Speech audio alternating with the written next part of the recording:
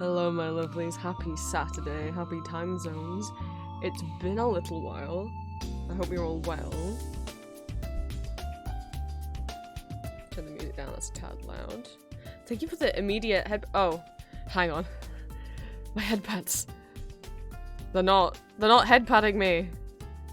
Where's- I have so many. I have to find the right one. All three of them are just called head pads. So I didn't want to grab the wrong one. Let me see who is in chat. I didn't mean to leave you on BRB for that long. I pressed stream and then I immediately had to go to the bathroom. Oh, you noticed that, did you, Green? So, who we got in chat? Hello, bunnies. Green, thank you so much for the resub.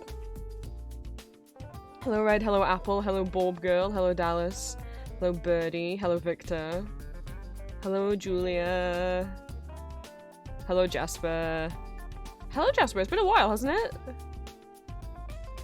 Hope you as well. Oh, Birdie, I hope you have a safe drive. It is sick on though. I was like, you know what? I feel like I want to change the heart up. I feel like for those that aren't always in stream. Hello, hellish Romans. I tend to have a little heart with whatever current character I'm thinking about, whatever the current comfort character is. I wanted to change it to Secondo, and there were some normal gifts that I found. We could have had a normal one, but then I found this one. I found this blingy-esque gif, and I was like, yep. That's the one. That's the one. Has been ages. It's nice to see you again. I have so many things to talk about, so we will get into Phoenix Wright. But haven't streamed in just over a week. It feels like longer.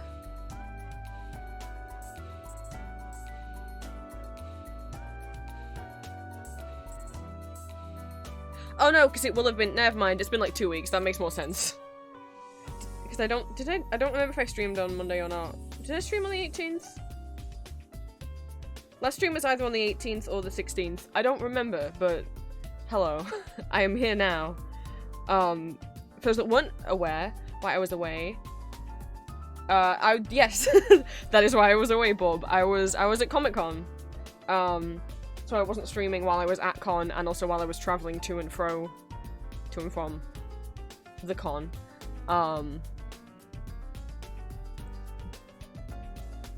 It was fun. I mean, con's always fun. I normally always have a good time. I have a group of friends that I hang out with that I met from going to Comic-Con specifically. I always try to go to every MegaCon that there is. Oh, well, not everyone. I don't go to the one in Dublin. There's one in London now. I don't know if I'll be going to that one, but, not specifically MegaCon Live. I don't know why MegaCon Live decided to call them. I mean, the full name is MegaCon Live, but everyone just calls it MegaCon, and that's confusing because there is also a MegaCon that happens in the States.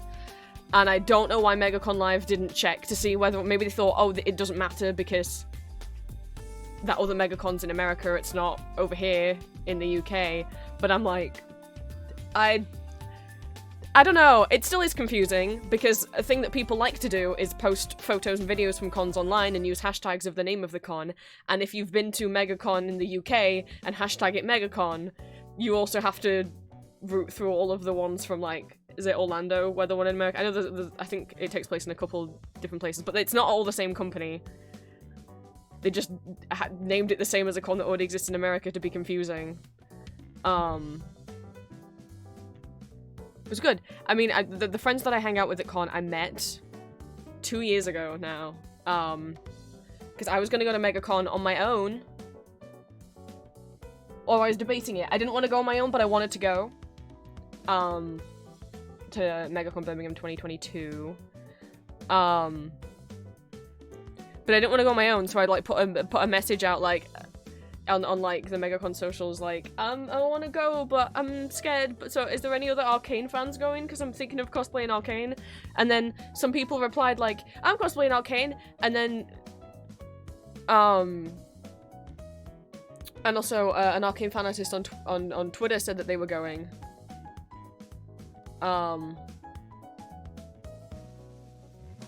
If anyone's familiar with Niku underscore, is it, what's Niku's full username? Niku underscore 30, is it? Gorgeous art. Gorgeous art. So that they were going and they were going to make a Discord, so then we joined the Discord and then I had friends. Yay! So, I didn't stop people and ask for that many photos, which was surprising. Well, it's not entirely unsurprising. I still get really nervous. You'd think, like, after, like, I went to my first con in, what, 2016? You'd think I wouldn't still get nervous, but I still get too nervous to ask people for photos all the time. But also, like, sometimes when I saw some cosplayers, no one was available, like, my friends were busy or whatever, to take a photo for me. But, you know, I don't go to con in the hopes that people want photos with me or to necessarily stop loads of other people for photos. I mostly go to see my friends, to make new friends, and Artist Alley raid. Spend all of my money on the Artist Alley. I always save up. I don't think I bought anything from an official stall. I think everything I bought was from Artist Alley. Yeah. It felt empty. I've seen artists say this too, that it felt like emptier than the last couple of years. I mean, I guess that's unsurprising given cost of living crisis here in the UK. I do feel bad for the artists that didn't break even.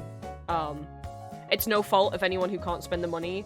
I would lay the fault at MegaCon for continually charging more and more money for the tables. It's like, you can't keep charging more and more money for artists to have those stalls when less and less people are spending or coming to the con. I don't know what the footfall was. But the aisles it felt like, it always feels easy to walk around. MegaCons, I always feel like pretty good when it comes to accessibility. The aisles are always really wide. But it felt empty. Like, I thought, oh, it'll fill it, like, we always get, like, early access tickets that gets you in, like, 2 hours early, and it's like, oh, well, it'll fill up after priority is over. No, it didn't fill up that much. Which felt quite strange. I did find myself regretting a bit not trying to get a Baldur's Gate cosplay situated, because one of my friends was Astarion on one day and Shadowheart the other day, and there was a little impromptu Baldur's Gate meet on the second day, and I was like, I was just stood off to the side as my friend did, like, I wish I could join. I know I could have still gone over and talked to people, but I'm too shy for that, so, but we already got ideas for next cosplay. One of my friends has been trying to prod me to cosplay Astarion, but I'm not really super comfortable cosplaying Astarion. I'm picky with my cosplays. I prefer to cosplay characters that I really relate to, or you could say kin. Occasionally with the rare exception of if I just think someone's costume's really cool, I'll want to make it. Like, at the moment, I'm trying to hold myself back from making a Duck Shuffler cosplay. I don't want to cosplay Duck Shuffler from Toontown Corporate Clash, and yet I'm like, wouldn't his, like, whole head be really fun to make as a mask, just, like, as a project? I love making props, and the idea of trying to make his robot head, I'm like, I can't stop thinking about it. But I'm like, I don't think I'd actually wear that costume. I just kind of really want to make it just to see if I can. I just think it would be cool, it would be fun to make.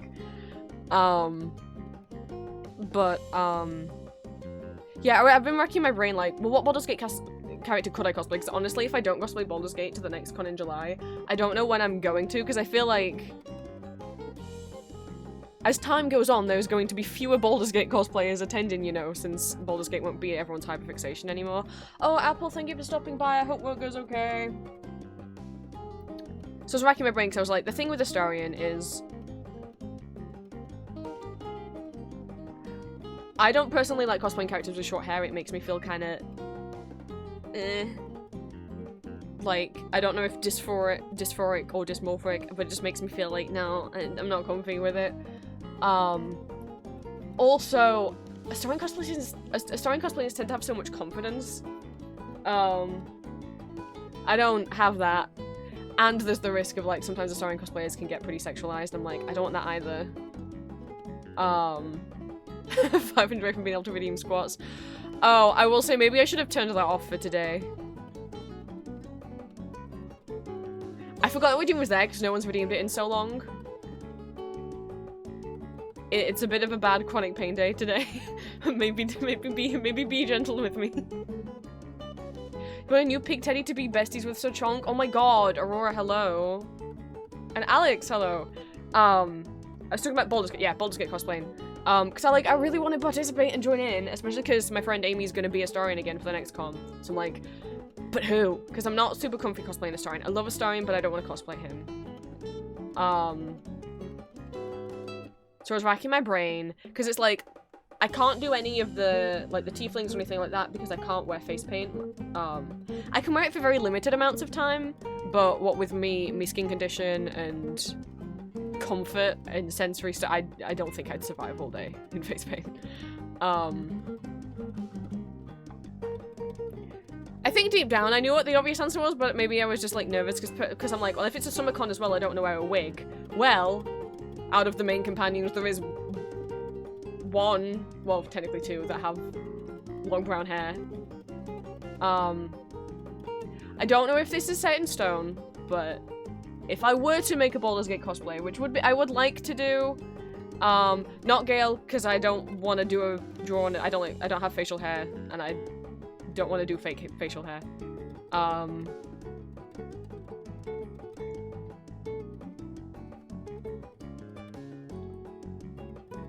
I don't really vibe with Gale that much. I think he's silly. I'm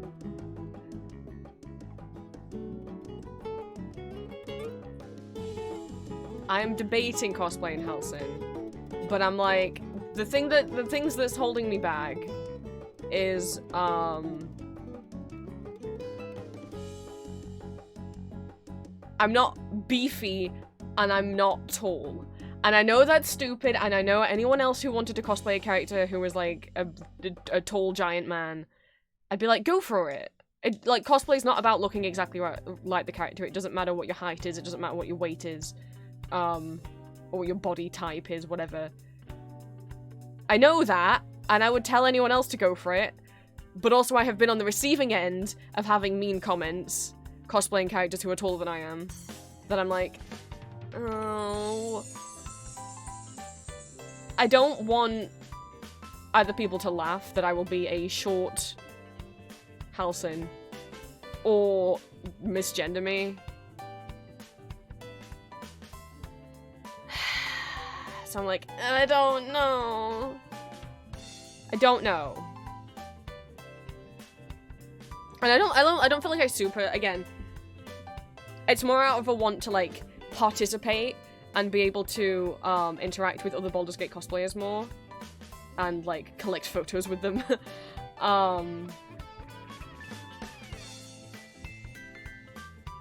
just like, I don't know. I don't know. Because normally,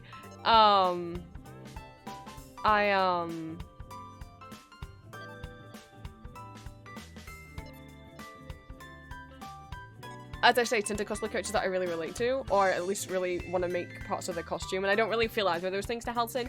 I mean, I feel like out of any of the characters, maybe Halsin is, I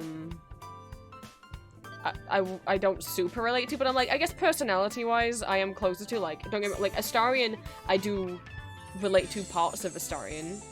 I think a lot of us who are LGBT, neurodivergent, or have been through trauma, or a combination of all of them, latch onto Astarion for those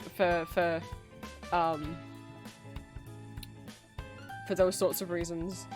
But personality-wise, I'm like, well, Halsin's he's a gentle guy, and he likes nature, and he's a healer, and he just wants to, like, help people, and I'm like, that's very like me. But I'm just like, I don't know. I would like to do it mostly just to be able to participate more with other Baldur's Gate cosplayers. I don't know loads about Halsin. I have tried to go back and look at, like, because Astarion's, like, the only character that I know, really. So I have been trying to, like, watch Halsin, like, cutscenes on YouTube to, like, understand him more. I mean, and he's Northern. He's the only one that's Northern. Which is so strange, because, like, I don't even personally hear the Northern accent in him that much. Like, obviously he's not posh, but it's a very weak Northern accent, and I don't know if that's... Maybe they asked the voice actor to tone it down to make him easier to understand, or... I don't know. Because what threw me off is, like, Astarion does an impression of Halsin in-game, right? And in that, he does such a strong Yorkshire accent, such a strong Northern accent. Like, when Astarion is doing his impression of Halsin, enjoying the freedom of nature's gifts, that's so broad. Astarion does that impression with such a thick accent that I'm like, oh, that's how Halsin's gonna talk. No, Halsin's accent is not as strong as the one that Astarion puts on when he does impressions of him. And I was like, aww, I'm sad now.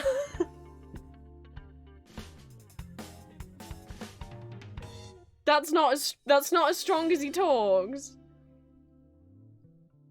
I want his accent to be stronger. But we'll see. We'll see, because originally the plan for July's con was that I was going to try and do Alice from Alice Mad's Returns. Gender bent version. I'm not comfy cosplaying female characters. Just for dysphoria reasons.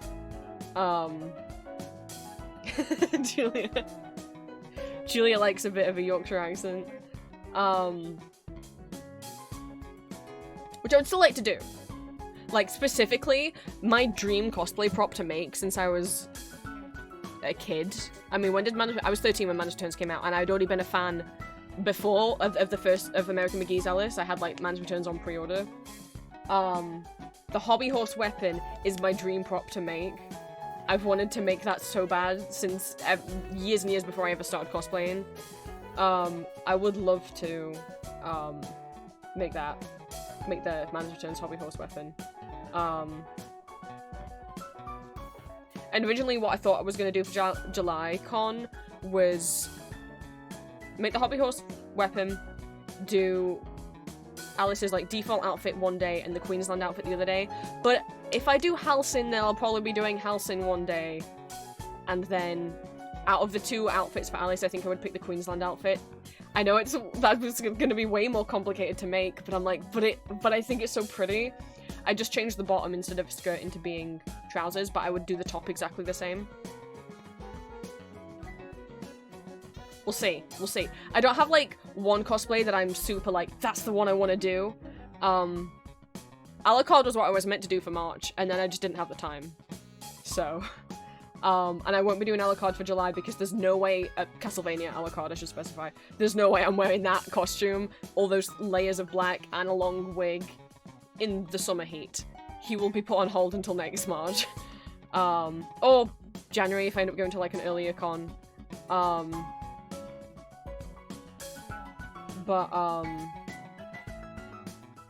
Yeah, I can't wear that in the summer. So, what I'm thinking of doing is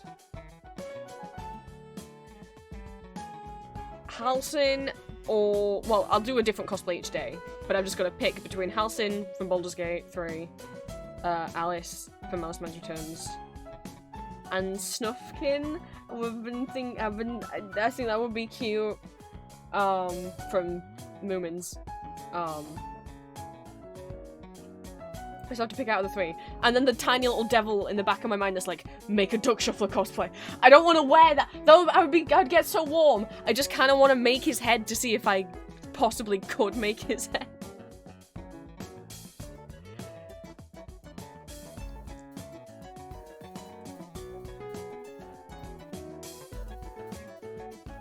And then, like, just display his decapitated head on a shelf. Something else that I actually really want to do, I do want to make, at some point, we'll see, a Meloria era ghoul cosplay from Ghost. This past con I did Impera era ghoul cosplay. I did not wear the helmet as much as I should have. If I'd worn it more, I probably would have got recognized more. But, oh, it's not even, like, the limits of like, kind of depth perception. Not depth perception. Fucking, what's the... Shit, I forgot the word. Depth perception is being able to see how far away something is. But in terms of, like, how much... My field of vision was very limited. I couldn't see to my sides very much. That was whatever. The problem was... Peripheral vision, that's the word. Thank you, Red. Was that... Because I was wearing a mask with it, like an actual, like, a standard little, like, the mask, like, little fabric mask that you cover your ears. because I didn't want to paint my face. Some of the ghouls have like masks on, some of them have their faces painted. I didn't want to do that, so I had a mask on. And then the actual ghoul helmet over the top.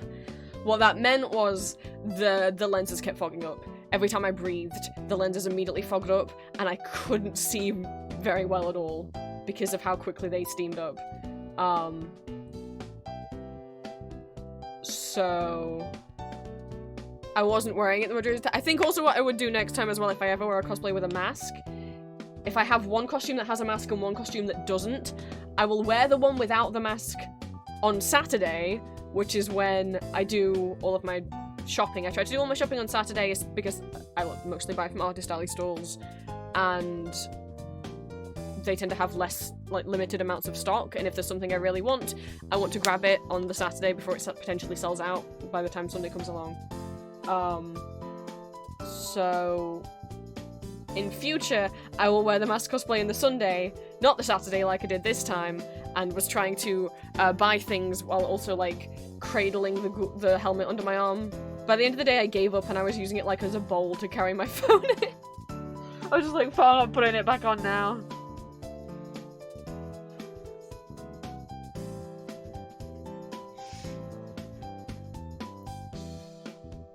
But yes, I'm currently between Halcyon, Alice, and Snufkin for next con.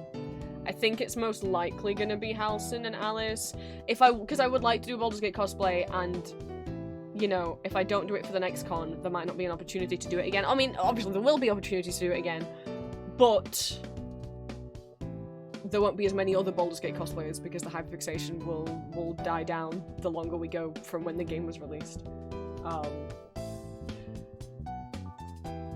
I still, again, one day I will do a Hades game cosplay. One day Thanatos is gonna happen.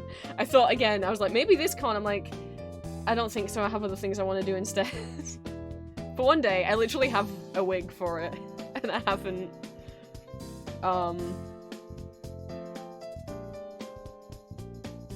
just haven't done anything else with that. But it's also because it's like, I want to make the scythe accurate, like life size, but then it's really big. And I don't know how I'm gonna get that to con.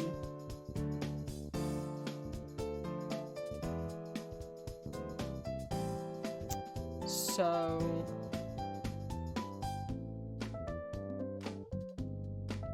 we'll see. It's probably gonna be Alison Halcyon, but I don't know. I haven't decided fully yet.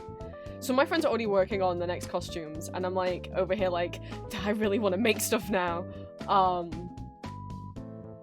One of my friends is planning a bunch of musical cosplays, and I'm like, are you kidding me? I don't have any musical cosplays that I want to do. I'm just excited watching them starting to make stuff. They're working on a Cats cosplay to match two of my other friends who have Cats cosplays. So I already have a friend who does Jemima and another friend who does Munkastrap. And now a third friend is working on making Mistopheles. I'm gonna be surrounded by cats next con. I would join in, but I have no idea which cat I would do, and as I say, I can't wear face paint, so... Yes, Julia! Extra cat! Oh, and then one of... their friends is gonna come as Rum Tum Tugger, so there's gonna be 4 cats. I'm gonna be surrounded. That's gonna be exciting. Julia's very jealous. Julia wants to see the cats. I'll take plenty of photos of them, but well, Julia's gotta get her butt over here around Comic-Con time, and then she can see the cats. But yeah, con did well. There was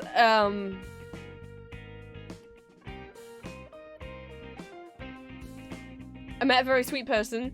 I texted Julia, like, have I made it? Because someone came up and asked for a photo, and I thought they were just coming up and asking because I was in a ghoul cosplay. They were clearly in, like, a Papa Emeritus cosplay, so I was like, awesome, that's why they want the photo. And then I noticed in the back of their phone case, they had some of my ghost stickers from my Etsy shop, and I just assumed they didn't know that it was just a coincidence, and they didn't know that I was the person who'd made those. So I was like, oh my god, those are my stickers. I saw those on Etsy, and they were like, yeah, and I'm like, oh, okay. Well, I was like, oh, I thought they'd be like, oh my god, I didn't know, but I didn't put it together until later. Like, yes, it's because they already knew that I was that I was the person who runs that Etsy shop. Had a photo. They're very sweet. I was giving out stickers and bracelets. Thank you, to everyone who took stickers and bracelets off me. I went with 19 bracelets. I came back with 6. I'm glad people took them. I also came with way too many stickers. I did not give enough stickers out. But, and then I bumped into them again, and they could have another photo because, they wanted their dad to take a photo because their dad had, like, a proper camera, so we could have a photo on that rather than just on their phone. And as we were waiting for their dad to come over, I realized they had keychains on their bag, and was like, oh, they knew I was Empty Masks, and the stickers they had on their phone case were from my shop. Not only did they know that, well, I mean, I put together, I was like, obviously they knew, but that makes sense, because I shared my cosplay on TikTok and Instagram, so they obviously just follow me there as well. Yeah, no, they had, on their bag, they had keychains on their bag of Ambrose and Arden. And I was like, wait a minute. Wait, this is my baby.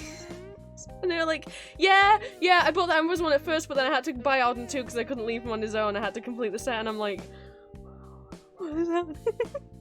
What is happening? I'm still like, that happened? Like, I met someone in person who likes my stuff. I don't want to say fan of, because that makes me feel weird, but I guess technically that's what they were. And, like, physically, like, and liked my OCs enough that they had art of my OCs that I had made that they were wearing out in public. And they wanted, what?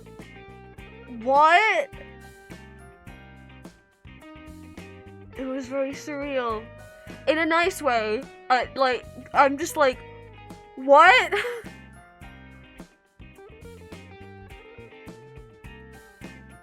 I guess I don't want to say met my first fan because that feels so weird. Oh, the Ambrose art from yesterday. I should share that on stream, huh? Oddly, thank you so much for the first time chat. I'm not sure if the second word, Oddly Modly, I'm gonna guess, is how it is pronounced. Thank you so much for the first time chat. Welcome in. If you want to, like, let me know, like, if there's a shortened version of your name that you would like me to call you, I will do my best to remember. Yeah, that was so strange. It was they were very sweet. But I was like, oh my god, wait, they actually, like, got keychains of my OCs on their bag. What? like, oh. We are gonna be playing Phoenix, right? We're just getting through a MECon experience. Oddly, okay, thank you so much for letting me know. Let me do my intro then, also. I keep meaning to do this at the start of stream in case this is anyone's first stream, and then I always forget. So, hello my lovelies, welcome. You can call me Prince. I'm a neurodivergent trans vampire. You're welcome to become one of my children of the night. I am an 18+ content creator, voice actor, and illustrator, as well as a VTuber and variety streamer. I post bi-weekly ASMR audio roleplays as various characters on my YouTube, both fandom characters from things such as Baldur's Gate, Marvel, Arcane, Call of Duty, and more, as well as original characters and scenarios. I also post 2 exclusive Not Safe for Work audios every month over on my Patreon. All my socials are listed on my card if you type !socials in chat. And I also have an Etsy shop where I sell original and fan art under the name Empty Masks. We usually stream Mondays, Fridays, Saturdays. I haven't streamed in about 2 weeks because, I've been away at Comic-Con. Not for 2 weeks. I wasn't at con for 2 weeks. It just so happens because obviously con fell on the weekend. So, I didn't stream last weekend, and then I only streamed the week before. It wasn't like con took 2 weeks. So, we've talked about con experience, nice as always. Let me switch screens so I can then share what terrible ways I spent my money. Well, firstly, how many bracelets that I bought. Like, I'm so glad that people actually accepted the bracelets. There were a couple of people who took a sticker and then were like, oh, no, I'd feel bad if I took a bracelet too. And I'm like, no, but you allowed. I made them for you guys to take. You can have it. Rice Krispie Carter, thank you so much for the first time chat. Welcome in.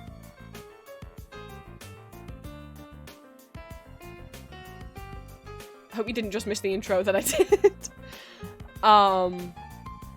We're heading to Phoenix Wright in a bit. We're merely just catching up on chatting after I was away for con last week, so we didn't have any streams last week. You didn't? Shit.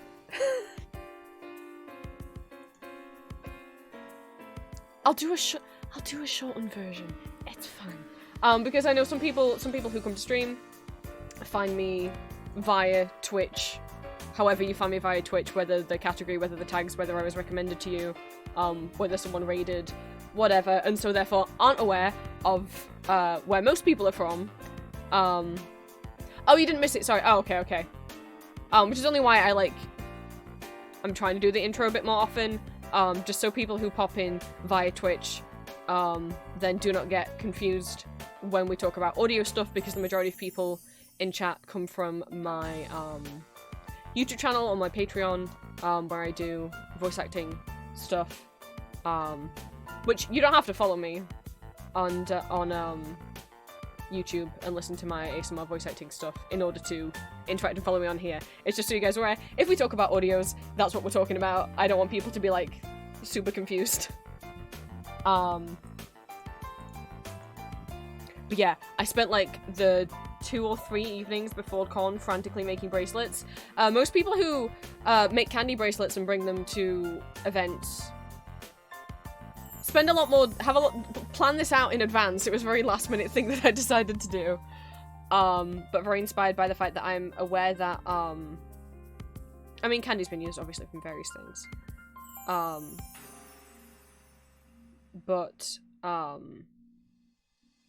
People bring candy bracelets, make them en masse, and bring them to give away and trade at ghost concerts, at rituals. But I can't go to concerts, and I wanted a taste of the trade, so, I made a bunch to bring to con. Oh, you know Smilky? Well, there you go. That's probably why then. We Carter or Car. I will do my best to remember. Thank you so much for letting me know. Probably Smilky then. Which I did! Oh my god, I finally added it. Me and Smilky have been saying for ages.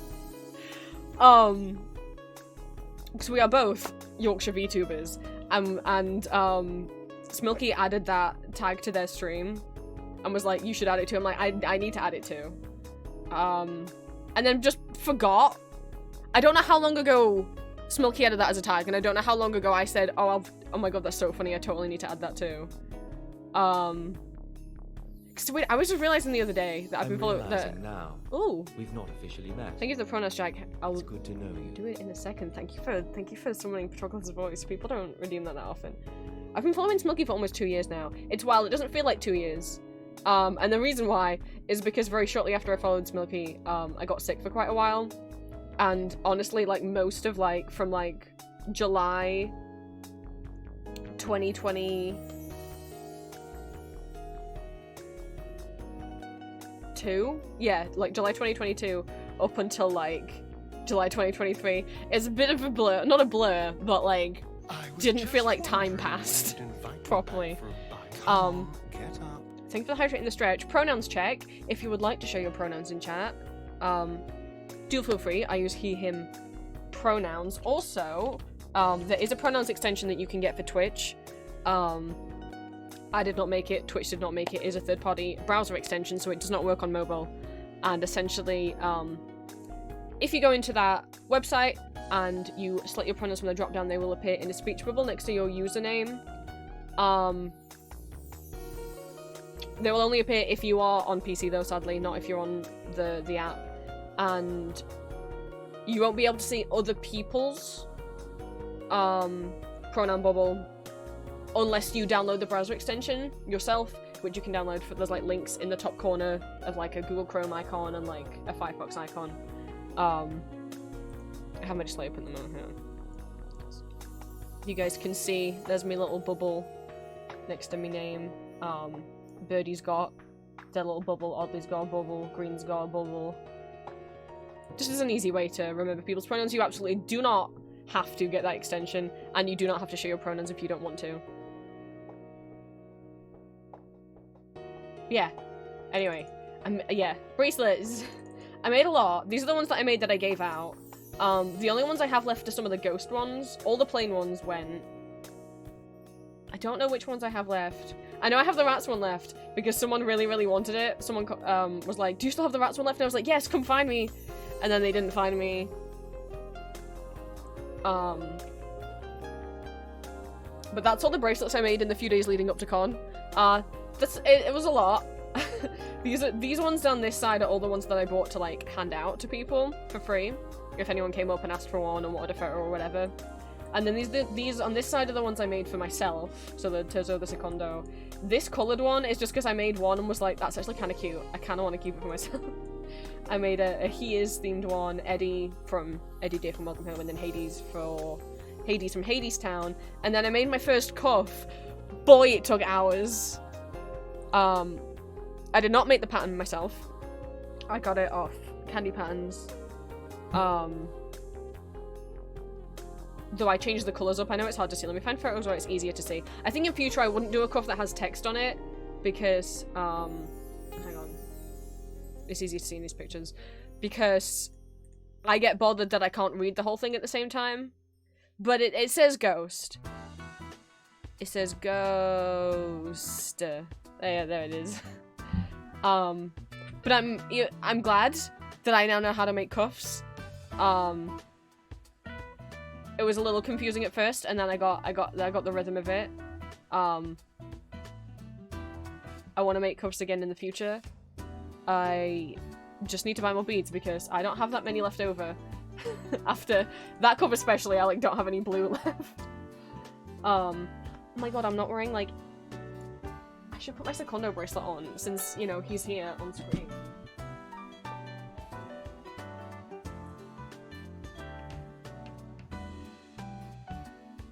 I didn't expect to make the He Is one. I basically, I just have to, when I made one of the pink ghoul ones, I was like, actually, this is kind of cute. I'm actually kind of vibing with this. I kind of want to make a pink one for me, and so I made the He Is one, which is the name of a ghost song. And I normally don't put charms on my bracelet, but I put a little charm on it.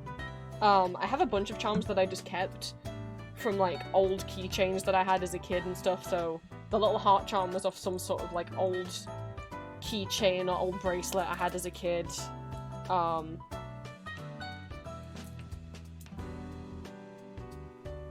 Yeah, I shoved on there. And then the little round bead in the middle I was in Flying Tiger. I shouldn't be allowed in Flying Tiger. I don't actually spend that much. They had like a little strawberry collection of stuff, and I got these little strawberry glasses from me and Julia. But they had a little bead pack. It's a tiny little box. It was shaped like a unicorn, and it had like loads of different beads and charms in it. It was like, well, you can never have too many beads. Birdie, safe travels. Thank you for stopping by. But yeah, I absolutely want to explore doing more with candy, because there's more than you can make than just bracelets and cuffs. I really want to make some little keychains. Little beaded keychainy things. Some people make bags. I don't know if I'd make a bag. That would take a long time. And a lot of beads. And I don't think I have like any blue or any black beads left now. I gotta restock.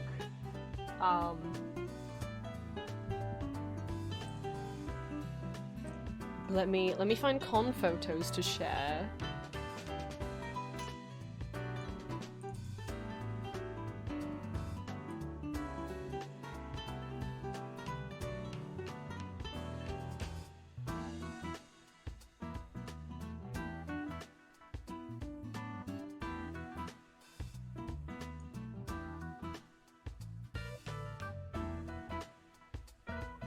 I was happy that there's a couple of people who posted in the Facebook that they were coming with candy themselves, and that if you tracked them down, they would trade you. I didn't find one of the people, but I did find another group, and I was very happy. They had they were giving out bracelets and keychains and badges. I was so happy I got to trade with people. I will show you guys what people gifted me or traded me, because some people were so sweet. I'm so glad that it's becoming a little bit more normal that cosplayers are like bringing things with them to give out to people. It's like little Ren Fair trinkets. Not that I've ever been to a Ren Fair, and not that we really have them here. But you know, that's the closest thing I'm gonna get to that experience. And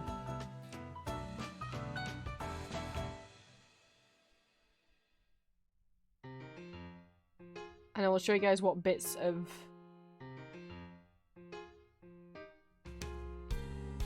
we'll go over the money that was spent. They have a walk around mascot of their MegaCon thing, and I haven't. I did get photos with a professional photographer. He was very sweet. We had photos with him before. My friend Amy got photos with him and then was like, "Do you want photos?" And I was like, "Oh, I don't know." And they were like, "Go on." And he was like, "Yeah, I can take you some photos." And I was like, "Oh, really? Okay." And then I realized, like, oh, we've had photos with him before. So I like, he's a very sweet guy. Haven't got those back yet, because and that's fine, that's fine. He goes to, like, every con in the UK and takes so many photos, and then gets them on his Flickr as soon as he can, so...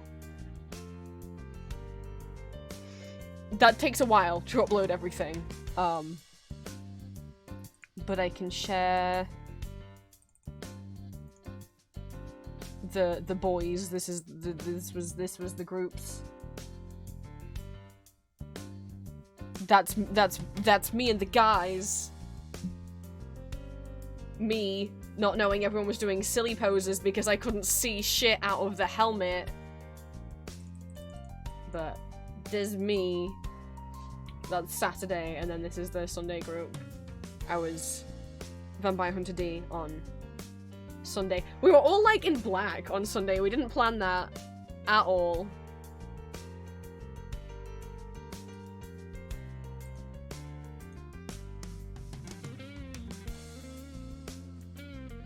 Now, should we share the trinkets? The helmet wasn't. Once I saw like photos, once I saw the photos back, I was like, you know what, the helmet, it's not so bad. It's not so wonky. It's not as bad as I thought it was gonna be.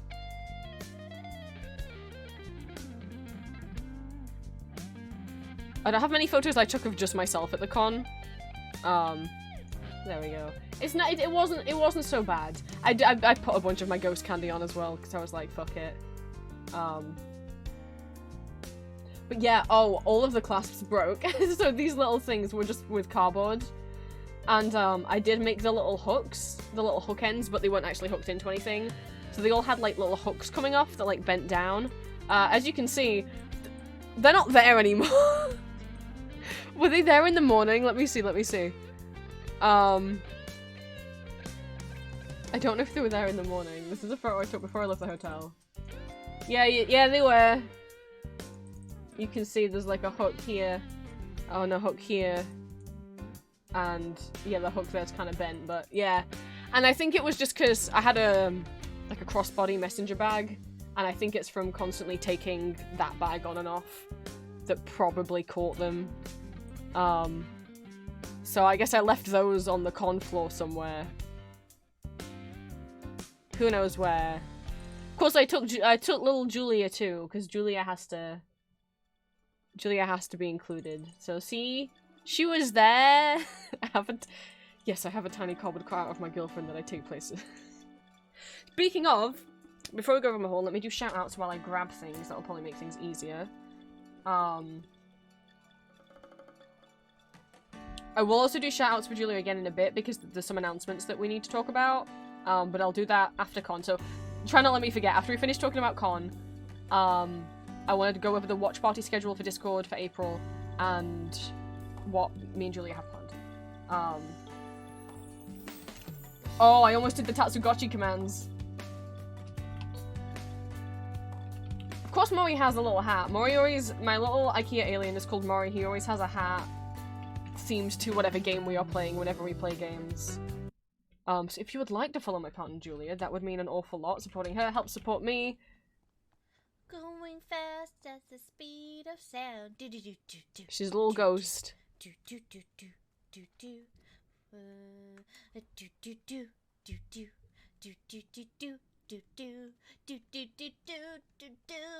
It's me, my boy Jonathan.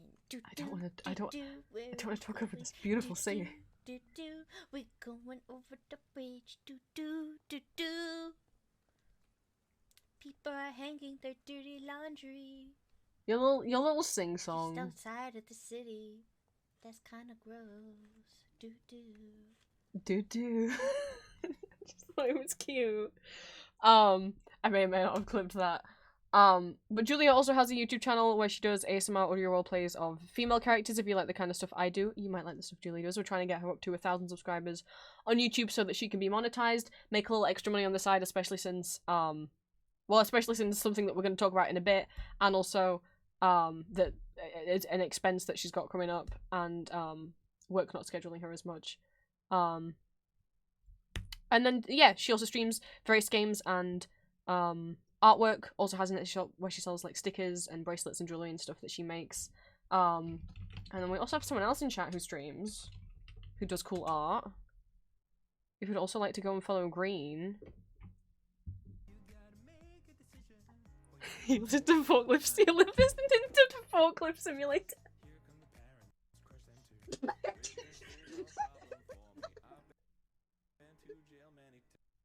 Forklift simulator. It's a good song. I've been to jail so many times. Forklift simulator.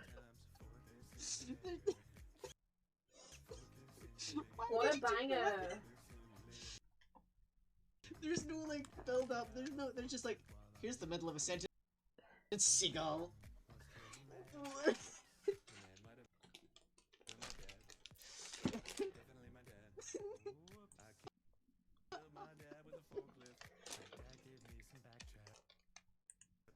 But yeah, if you would also help follow Green, because we would like to get Green up to at least 50 followers on Twitch, because then Green can will be a Twitch affiliate and be able to have emotes. You can't have emotes on Twitch unless you have at least 50 followers. So go follow the Green. You can see my hands now. Proof that I went and put the bracelets on.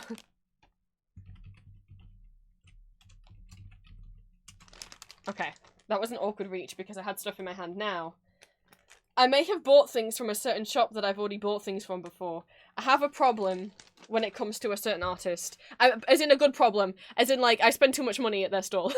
And that's Holy Hand Grenade. Let me... Oh, I'm gonna regret doing this. Hang on, let me take you on a little tour. I do have an arcane poster from Holy that is not on the wall anymore. But in terms of what is on the wall, we got this ghost poster. That's from Holy Hand Grenade. We got this Dionysus. That's from Holy Hand Grenade. We got Deltarune. That's from Holy Hand Grenade. And we got this Hades one. That's from Holy Hand Grenade. And then I have an arcane one that is below. I also have a number of badges and keychains. Ignore the pink walls. I am working on moving out soon. This is my childhood bedroom. They are covered in a mini poster. I guess I should hang on. You can get the for people who haven't seen my room before. That is what you see. That's where I like film cosplay TikToks against. we got a lot of stuff going off.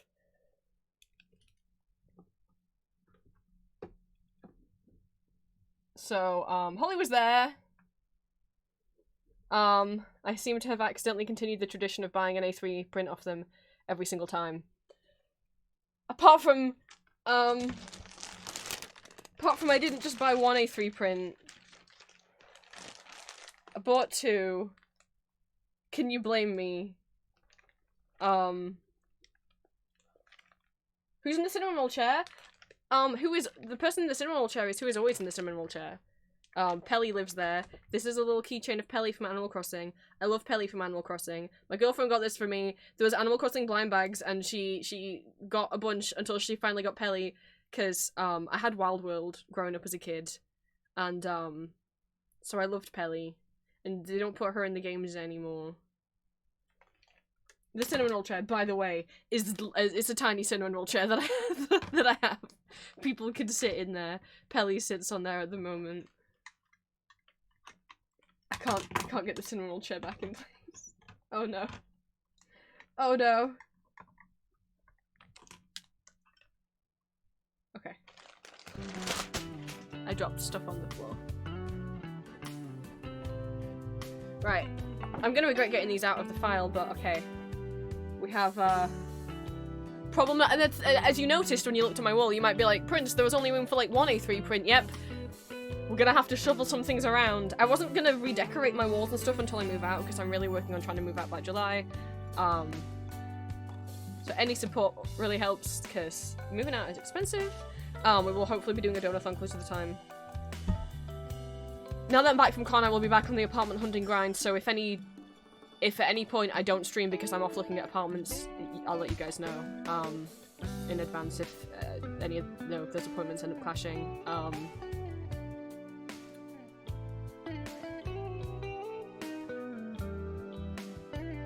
So, problem number one.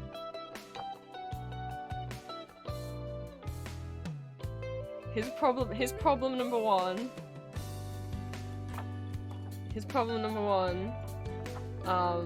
Says careful. I bite. It's Astarian. He sure do bite. They also had ones like this of Gale and Karlach.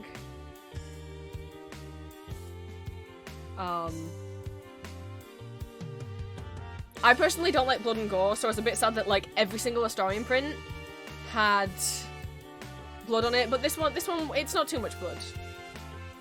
And it's very tastefully pulling at his collarbone.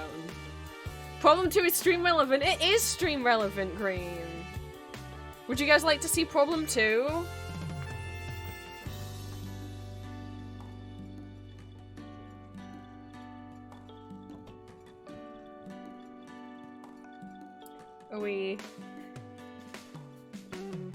Do we have a feeling who it might be? This is problem 2.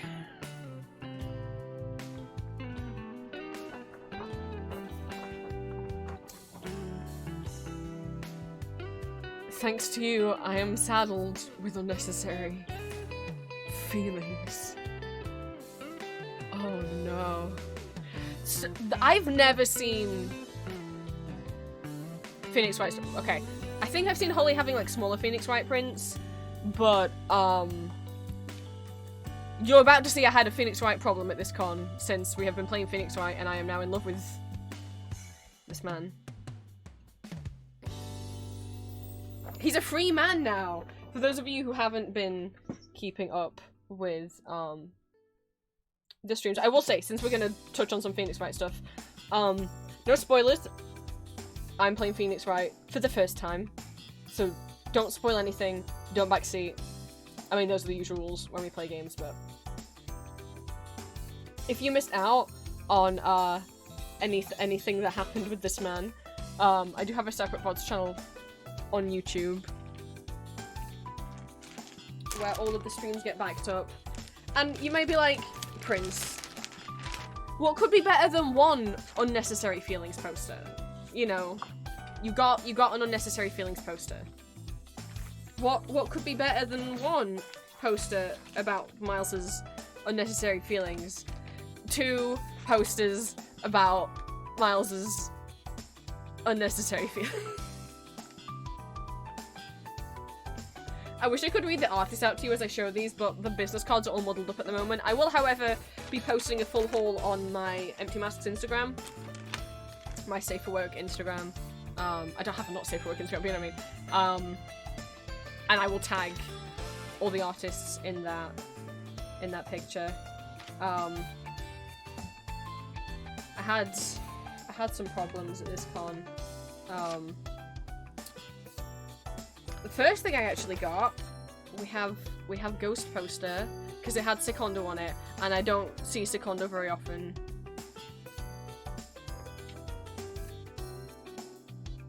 We got Secondo and Primo and Tezo. And little Cardicopia.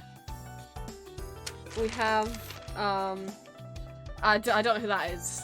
I don't know who that is. That was from a, could this have been from a store that I spent a lot of money on?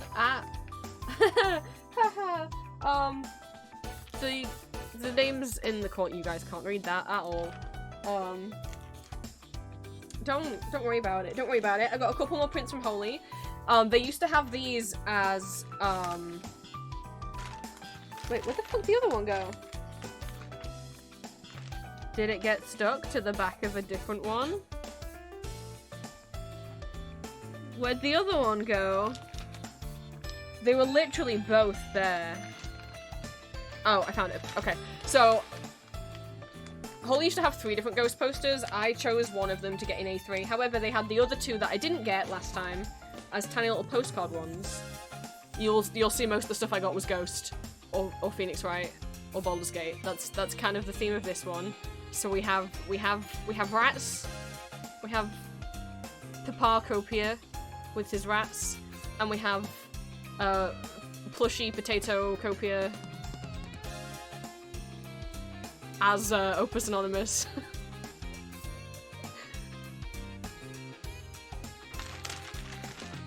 Can I show? See what I can show on stream. I have a couple bookmarks. There's this little ghosty one. The only reason I was looking at bookmarks is because Julia sent me on a mission. She asked, because I always buy her gifts anyway, so she asked me to look out for bookmarks for her. I got her like 11, so I think I did pretty good. So we have Ghost, but an actual ghost, not the band. And then we also have a Baldur's Gate one, which has all of the main gang.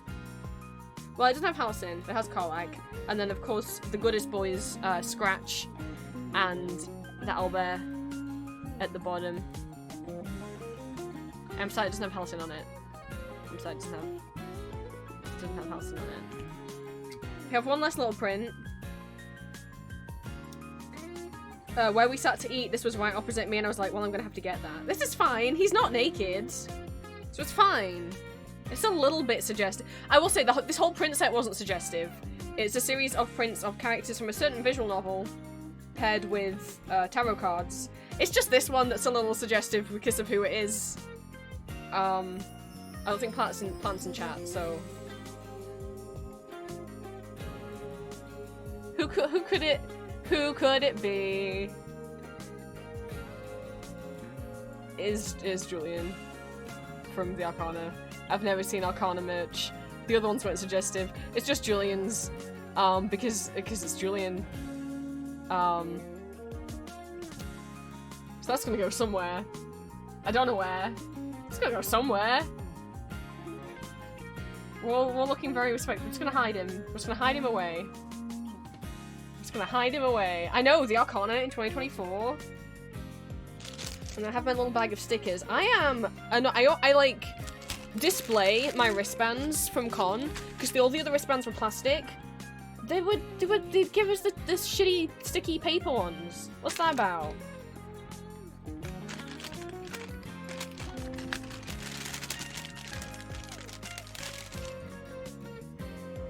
That was a trade, so I include that.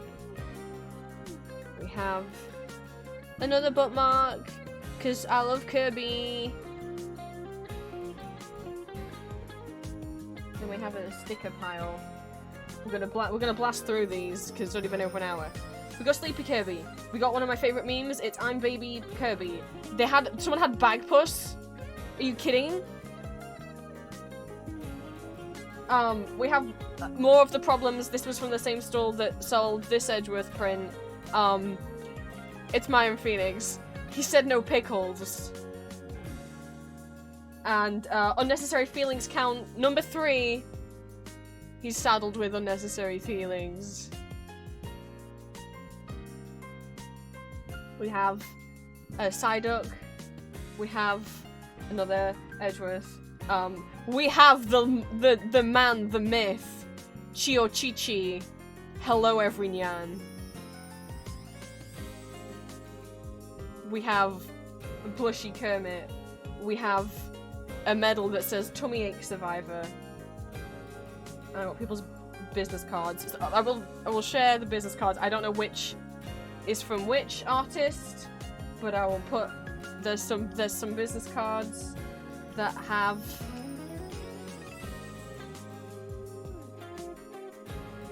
we have a Mothman plush.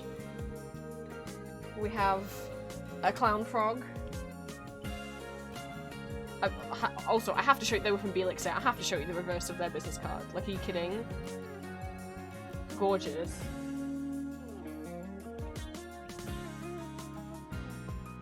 This was a free gift from someone who I bought other stuff from. They gave me this chunky Kermit. I'm gonna try and put the business cards that way up. You guys can, like, check back what they're called later if you would like. I'm not gonna read them all out because they'll be here forever. The only Sandman thing I've ever found at a con, ever. So I got it. Oh, there's Holly's business card. I have so many of those now, I didn't really need to get another one. This was also a free gift with a purchase that I got. It's Buff Puppy Cat. Who doesn't need Buff Puppy Cat? I went back to Eldritch Ratch. Those of you who've seen, I've bought stickers from them before. My reusable sticker book is from Eldritch Ratch. Because they had stickers that I forgot to get off them last time. Which was when I placed my order from the Etsy shop. I forgot to get My Tummy Hurts and I Don't Want to Be Brave About It Anymore Mothman. So now I have it. And I also got the Trans Rights Mothman. There's a little wish bear that was not from Eldritch Ratch. These are not in, like, a good specific order. I have Thranduil, the Hobbit merch in 2024.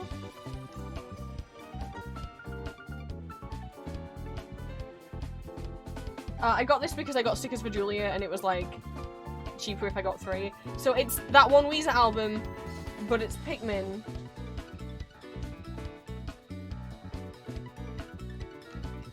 Some of these business cards are for people I got badges from. I just put them in here so they wouldn't get, like, bent. That's a photographer's business card.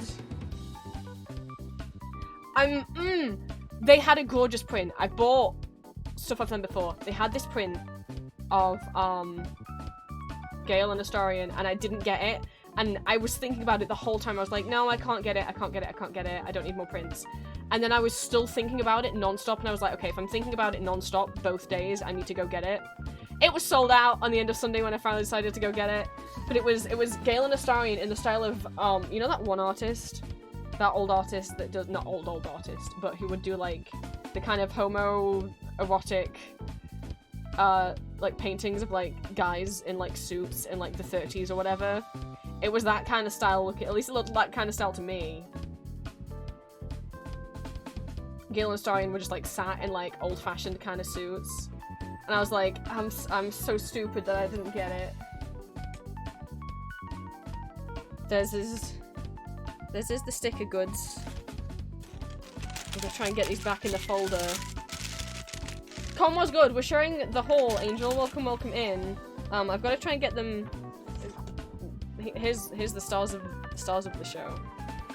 Those are the stars of the show. I'm gonna try and get them back. Ow! At least Holy, in the past, when I got prints off them, they did roll them up. They don't do that anymore. They now have these big plastic wallets. I appreciate that, because the posters I have on my wall from them back from when they used to roll them up, the Dionysus one in particular, it really struggles to stay flat on the wall. So that's just the bags, that's the paper goods. Now, I have a different container that everything else is in, because I might have bought from the stall that did that one Edgeworth print that I also got in the, so the portrait of, the poster I had of Edgeworth that doesn't say Unnecessary Feelings on, the one that's just his face, I also got that as a sticker. Those are also by the same shop as the He Said No Pickles and the Unnecessary Feeling stickers. They're also by the same shop that had this. All my other goodies are in here. Stuff happened at con. It's got such neat little things as the police mascot that they made. It's got fucking Polly on it. It's got the clock that killed people. It's got Umbrella of someone we haven't met yet.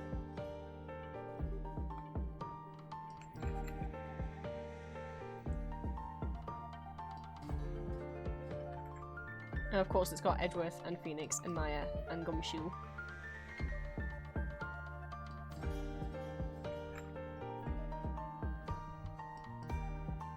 Oh, and of course the attorney badge. Above Phoenix's head. So all my other goodies are in here.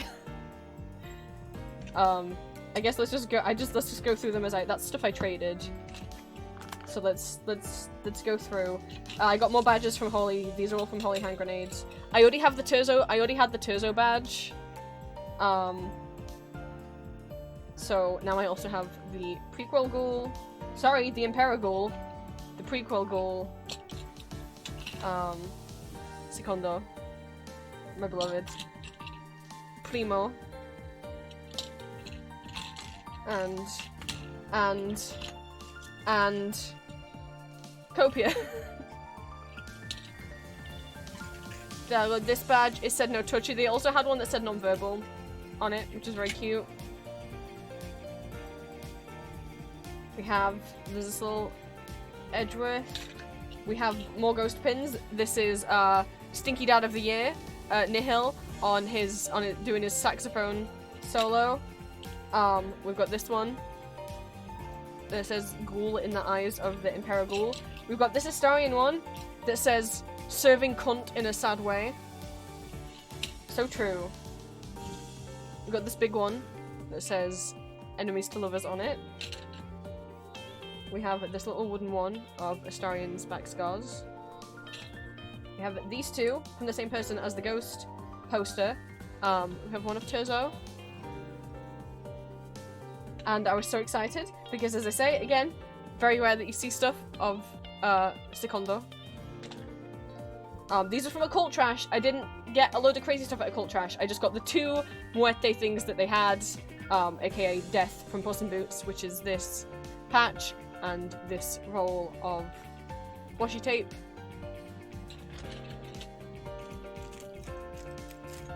I forget what this artist is called. Cuddlesworth art. I have wanted the Alucard keychain for a long time, and he's always out of stock, but they had him back in stock. So I have tiny Alucard. We're gonna go through. We're gonna go into this. We got this Astarion pin. We've got this Astarion keychain. We've got. Oh, he's fallen out of his bag. We've got this Astarion keychain. We've got this one, which you might recognize the art, because those of you who are aware that my art got stolen, my Gustarian art got stolen a bunch and put on t-shirts. This person's art also got stolen a bunch and put on t-shirts. I was so happy to see them in person so I could support them, given the amount of times that this drawing has been stolen and put on t-shirts by art thieves across Etsy and AliExpress and Redbubble. He's such a big chunky keychain. It's a little guy. I'm not a big charm person, and yet I ended up with so many charms. So whoops. Let me get him back in his little. I have Peppermint Butler. It says, "I will eat your flesh." I got matching ones from me and Julia, because that's my favourite Adventure Time character. I have the big boy. I was so silly because I thought these were two separate- oh my god, I thought there were two separate keychains. One of him clothed and one of him shirtless. And I was like, can I have the clothed one please? Not realising they were reverse sides of the same keychain. And then not realising till after, but it's not like, I just went blank. I have knowledge of this game, even though I haven't played it. I just went blank and forgot Harleap existed. So anyway, it's got Raphael on one side. And it's got Harleap on the other, and I just fucking forgot about the existence of Harleap and was like, ah, it's Raphael again without a shirt on for some reason. No! It's Harley.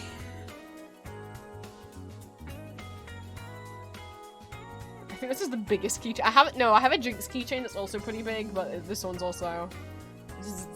This one's pretty big. I need to get like a pinboard just for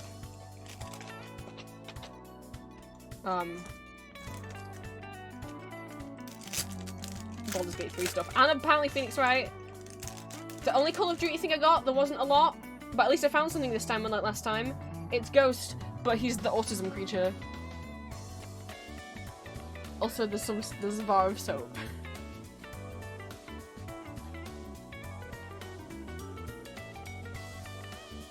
It's little Simon.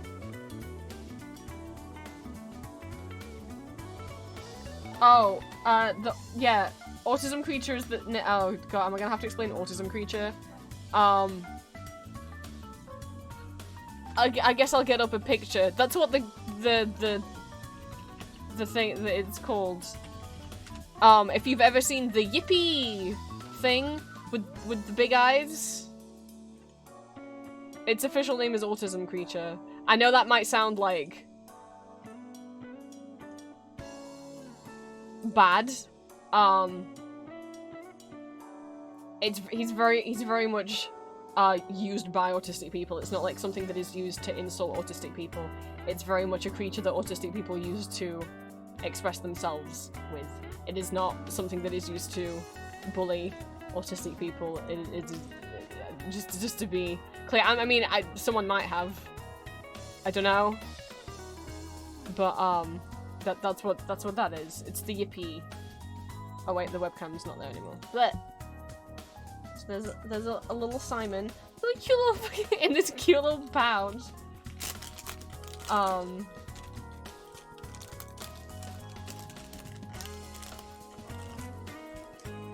And the last three things, you'll notice a theme. We have, these are from the same artist as all the rest of the stuff, as the pouch. We've got Edgeworth. The texture on this is so interesting. I've never had like a solid colour keychain before. So we have Edgeworth. We also had a Phoenix one. It's the same art as what's on the pouch. I didn't get the Phoenix one though. But I did get another one from that same artist.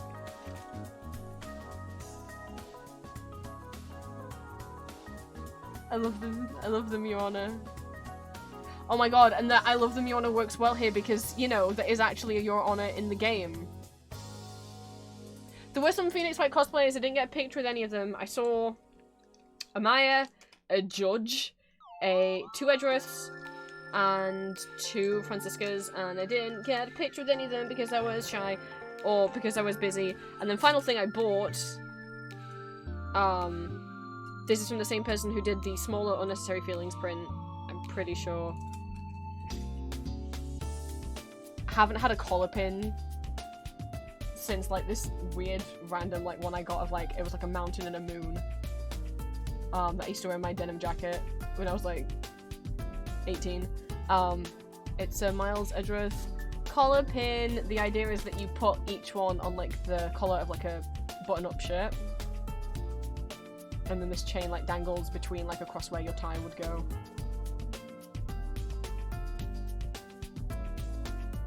I'm not someone who wears a lot of gold. I mainly wear silver, but I guess I'll have to wear gold so I can wear these. The chain's a bit tangled.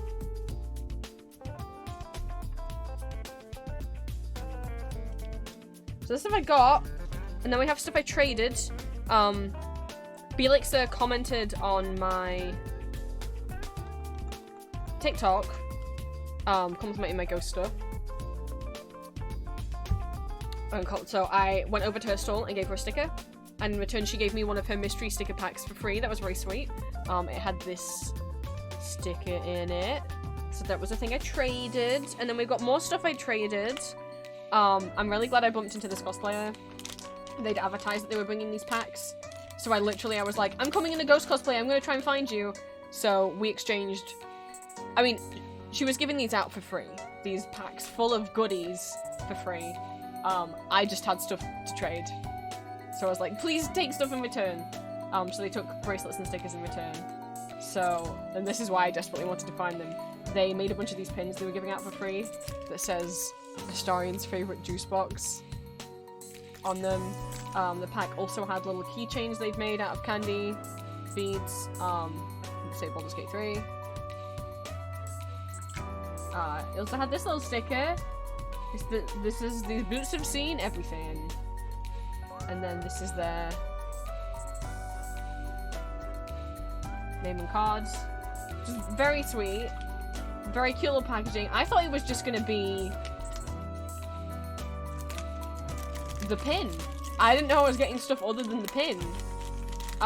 They were dressed as Astarian and their friend was dressed as Izzy Hands from After Life Means Death. And the Izzy cosplayer had like a big sign on the bag saying, and I saw them from a distance, I was like, oh my god, I found them at the end of day 2. So that was from who was cosplaying Astarian. The Izzy Hands cosplayer was also giving things out, so I got to trade candy with them. They had different character themed bracelets, but you guys know me, it's obvious which one I went for. I went for the Izzy themed one, which had a little unicorn charm. This is like my first candy bracelet that was made by someone other than me or Julia.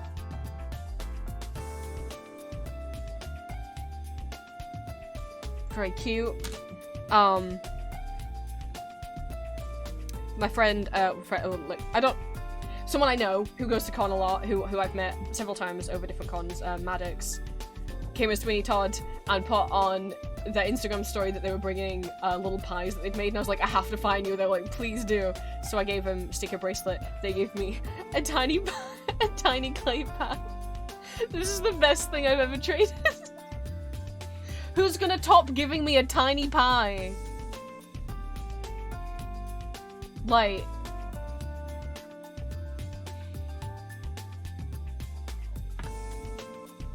and then someone who was in a fursuit,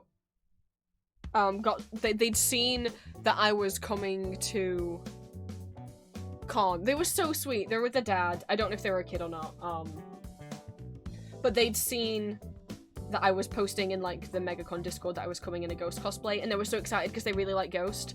And they saw, because I'd said that I was bringing Ghost stickers, they really wanted a Ghost sticker.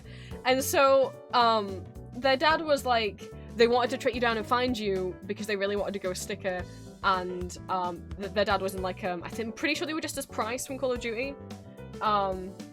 He was like, yeah, oh, they wanted to track you down and find you, because they really wanted a Ghost sticker, so they purposely bought Ghost stickers. They bought a Ghost sticker of their own, just for you, so they could trade with you. Isn't that the cutest thing? So they brought this sticker just so they would have something, like, I clearly said I was giving them out for free. But they wanted to be able to trade with me, so they brought a Ghost sticker just to track me down and trade with me. I was like, this is the fucking cutest shit, are you kidding? So now I also have... now I have this little... This Turzo! It's a little Ghost sticker! I don't have any, like, Ghost stickers made by anyone else, or any, like, official ones. This is Paprimotus, the flamboyant one, reigning 2006 to 2018. Support your independent record store, keep 6 feet apart. I guess this is like an official sticker. That's so sweet. That was so fucking, like, that was so sweet. So, those are my goodies that I bought, and my goodies that I traded. They don't fit in the Phoenix Wright pouch. But that's where they are for right now. I also have a bag of Oreo, a bag. I've got a bunch of Oreos that I got while I was there and I haven't even opened. That's what I got. Not including what I got for Julia. Because I got a bunch of stuff for Julia. Some of which she knows about, some of which is a surprise.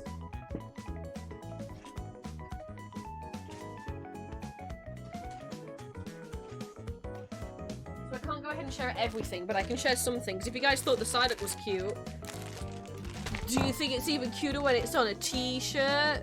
This is for Julia. Psyduck's her favorite Pokemon. I got it on a sticker and a keychain and a t-shirt for Julia. I was like, all of them, please.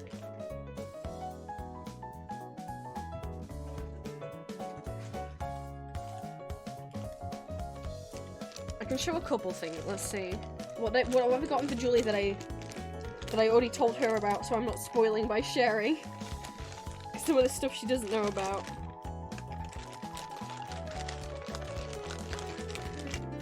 Yeah, there's the little Psyduck. Obviously, I got some Jujutsu Kaisen stuff. We have the Sukuna Hello Kitty. And I got a full set of I forget this artist's name.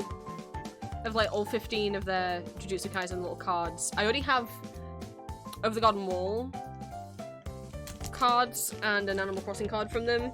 They do loads of these cute tiny little prints.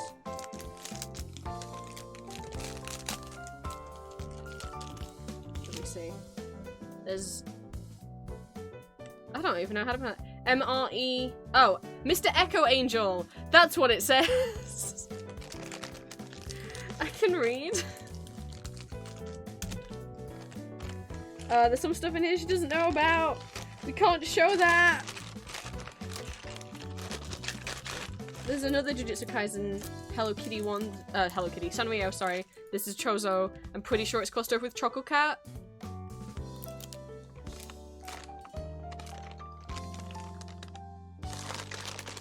Of course, also whenever I'm at con, I'm always on a mission for puppy cat stuff for Julia. Sounds like it's like holographic.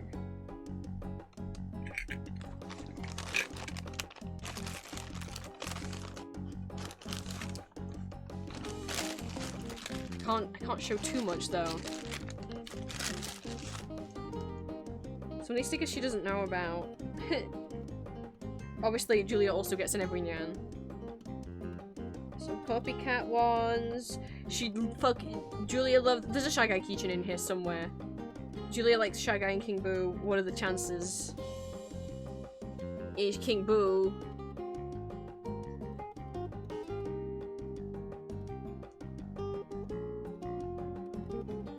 And it's King Boo. And of course, gotta be on brand. Oh, this one. I'll show you guys this one. I was like, Julia, this is not at all like to my tastes, because I find this kind of humor. Anything to do with like farting or anything, I'm like, it just grosses me out, but that's just me personally. I saw this little sticker and I was like, you know what, I think Julia would like this. So, some people in chat might too. Here's a silly one.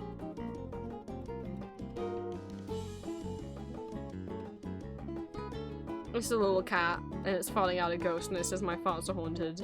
Ah! Oh no! I don't know where Shy Guy is. Obviously he's in the bag somewhere, he just must be at the bottom. You know, I could show one more that Julia doesn't know about, because, she'll forget. Which of these- this is a sticker that she doesn't know about. She doesn't know about this one.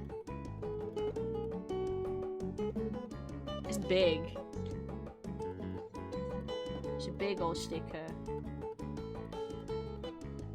It's Yuji and Megumi.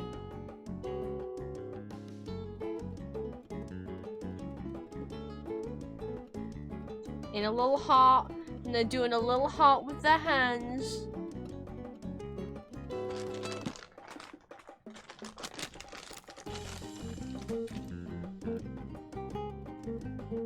But yeah, like compared to, where's the Psyduck sticker? For size comparison, it's a pretty chunk sticker. It's the boyfriends. And we were looking at these stickers on Etsy literally a few days before con, and then this artist was there, and I was like, oh my god, they've got the puppy cat dogs. Shy Guy's in here somewhere. It'll just be at the bottom. I'm nervous to rifle through on stream and risk spoiling.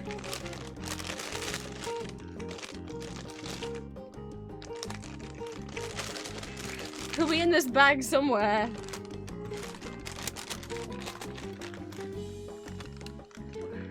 Where is he?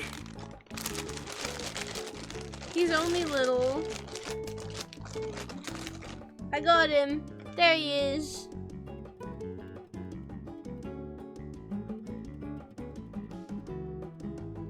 Little guy.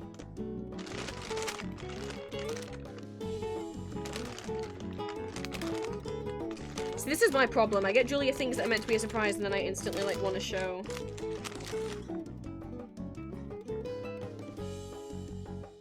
Like I got this big old thing.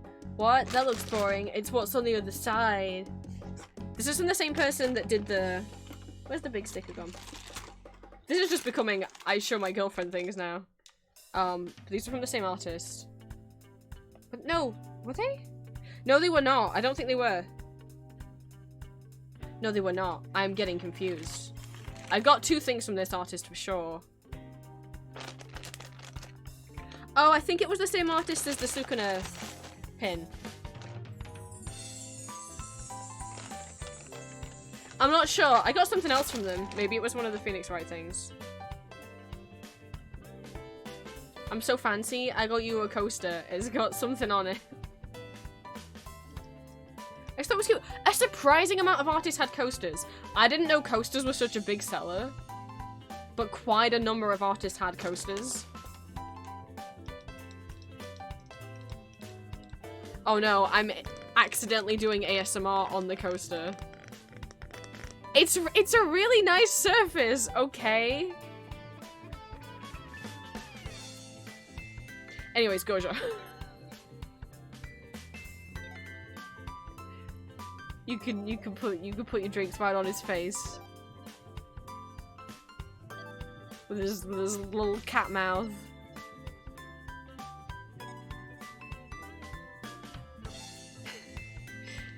They didn't have all the rest of the, they didn't have other characters, they just had Gojo. Why is this the most satisfying thing? Hang on, you guys could get the good shit. You could have the reverse. And then you can have right on Gojo's face. Why is that like the best noise? So many of my nails broke. I'm so sad. My nails always break at con or when I'm coming back from con. Why is that the good shit? You get free ASMR when you get this coaster.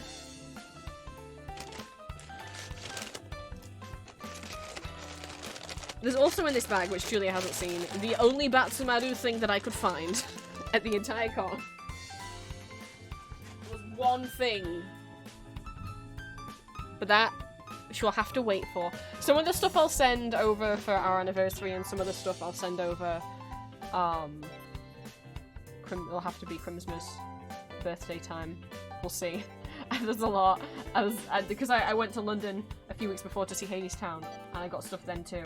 So now there's like 2 bags full of stuff for Julia that's waiting to be sent to. I have a problem, and it's called I can't stop buying things for my girlfriend.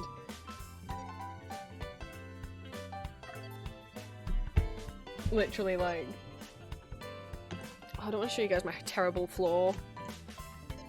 Don't judge. The Moomin's bag's full of my stuff. But there's a Build-A-Bear paper bag back here. And then this tote bag in front. That's full of stuff for Julia. Oopsie. My posters are down. I need to put them on the wall. I haven't... Look, at least I've unpacked since I got back. There's some boys. There's some good boys. There's Cerberus. And Puppy Cat. And you can see Cagney.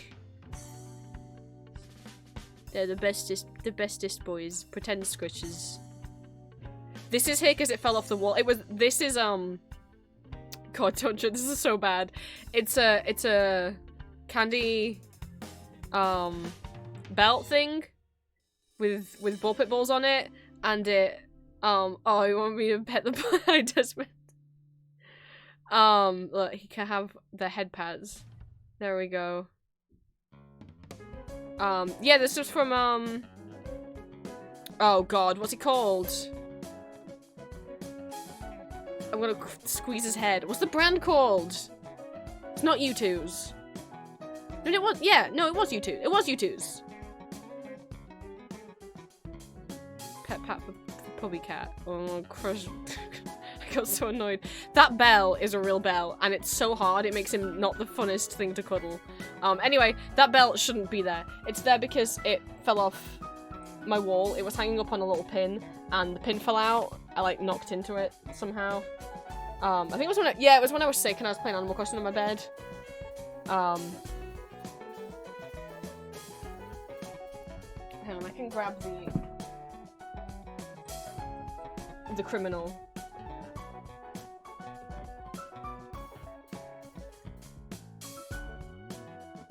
Bro. You're not allowed to, chat, you're not allowed to see my crotch. Oh my god.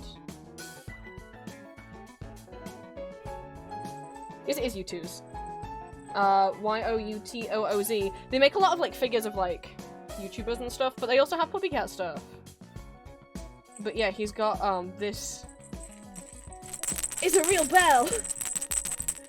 And it makes cuddling him from the front not the most comfortable thing in the world. Because it's just, like... It's basically what they did is they just took this massive, like, metal bell and just covered it with a layer of plush. There's no stuffing or any kind of padding in there. It's just right there. Like...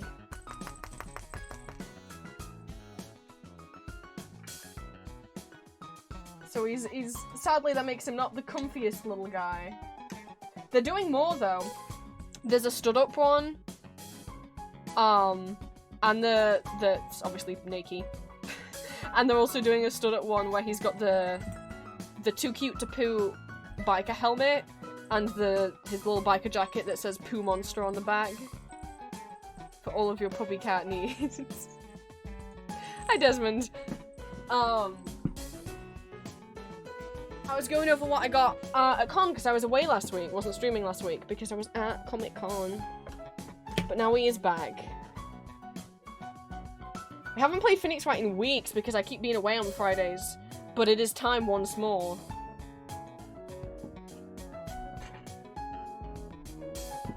What, on to, I think, the final case of game 1?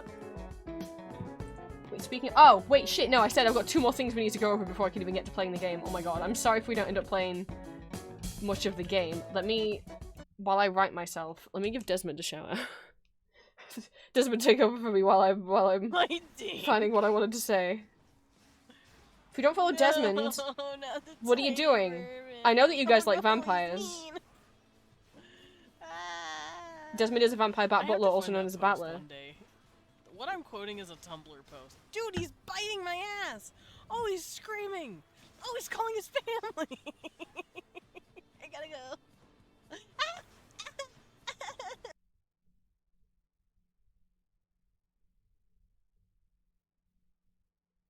Sorry for the eerie silence. I was typing. Thank you guys. Thank you, Desmond.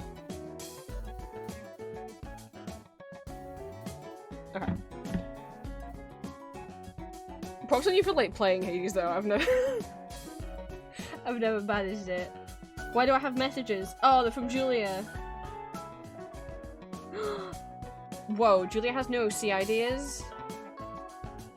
Also, Julia has an achy tummy.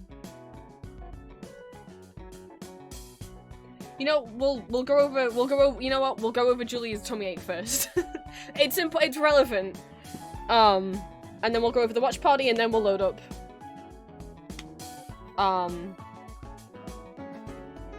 Phoenix Wright, Jesus Christ. I love Hades. I just would not be able to play it. I'm not really big on, I love the game, just personally. I don't really love playing like dungeon crawling or anything with like fights. I'm bad at fights in games. I'm better at like puzzles and stuff. So I don't think I'd be able to stick at playing Hades. I think I'd get frustrated pretty quick. But I love the characters. I love the art. Obviously, you guys saw Sir Bruins over there. Best boy.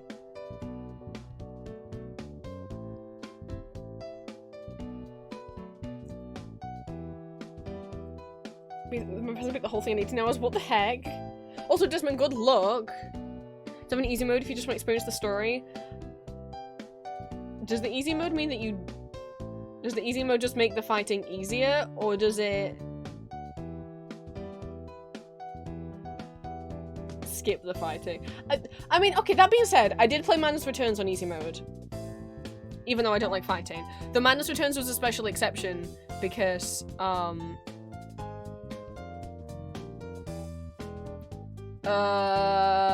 that was like a childhood game.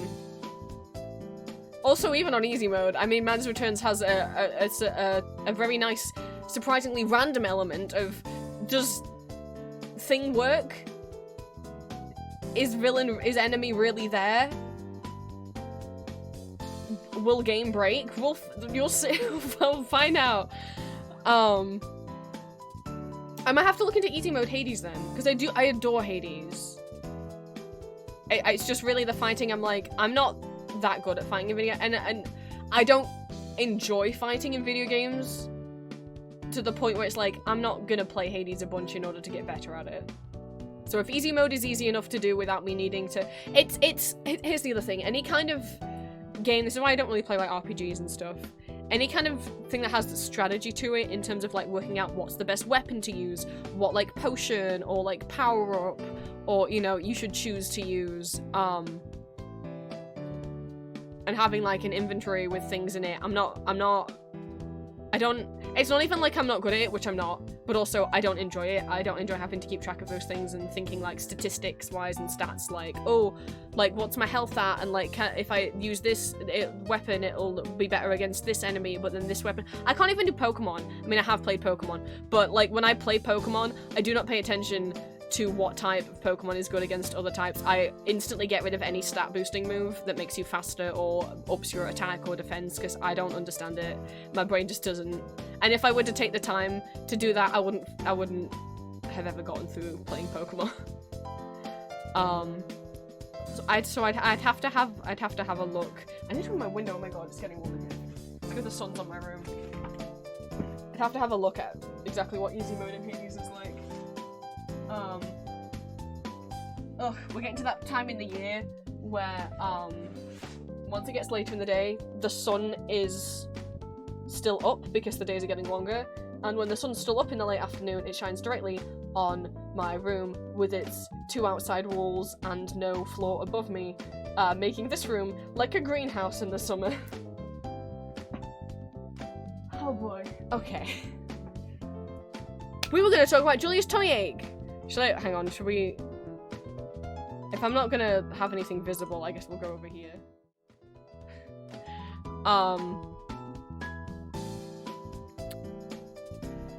So, me and Julia are planning on doing a kind of joint donathon, raising money for Julia's medical bills.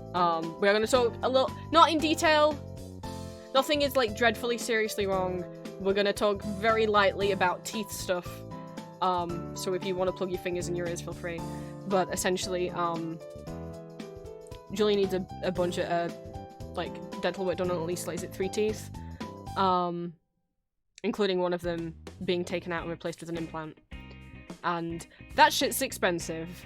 And, as much as they are letting Julia do, like, a payment plan with credit and stuff, it's still a lot of money and it still needs to be paid off by the end of the year, and it's not something that is affordable at the moment.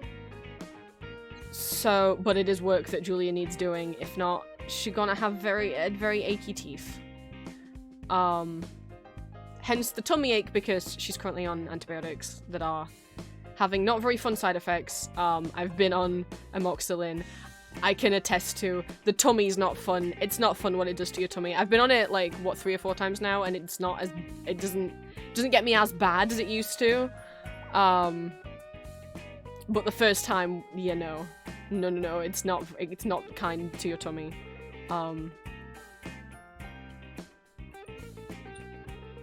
So what the plan is, because I don't know, I'm not going to say the number of the bill, that's up to whether Julia wants to share that, but it's a lot. It's a lot.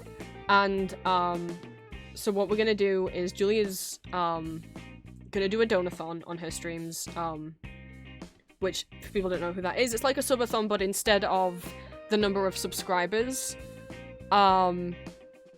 unlocking goals, it's going to be the number of money donated to her Ko-fi. And she's working on a bunch. So instead of just like a straight up like, please give us money, we are gonna try and like give you guys rewards back, to hopefully incentivize people to donate more towards her. Would you call it a medical fund if it's your teeth? I mean, it's a medical issue, teeth issue. I think when people hit medical issue, they just assume like body stuff.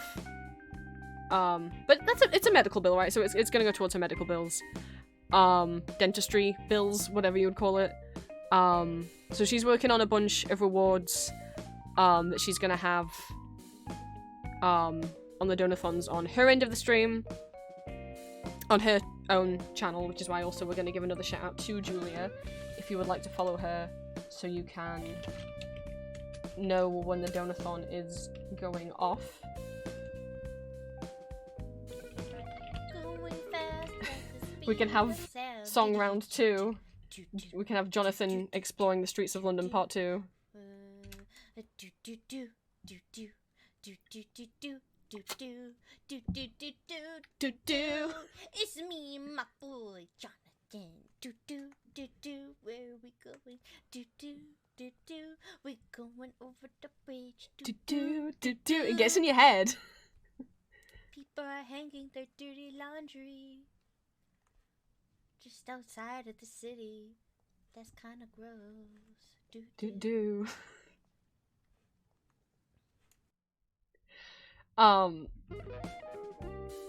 So the way that we're gonna do the donathon, obviously Julie's gonna do the streams on her end, with her own rewards, but I'm also gonna be doing the donathon over on my streams, with my own set of rewards for how much you guys donate to Julie's Ko-fi. The way that we'll do it is Julie will have her own goals and I'll have my own goals. I'll just keep track. The goals on my stream, obviously, that's going to be a bit awkward because I can't anticipate what the starting total, like if Julia streams first, and then I stream next. We probably won't be starting from $0, but I'll just have a separate set of goals that do start from 0 on my streams, and I'll just keep a track of how much is donated specifically from my streams. All of it will be going into the same place, which was directly to Julia's Ko-fi. You guys aren't donating to me and then me giving the money to Julia. It will all be going directly into Julia's Ko-fi. But I'll just keep track of what is donated specifically via my streams.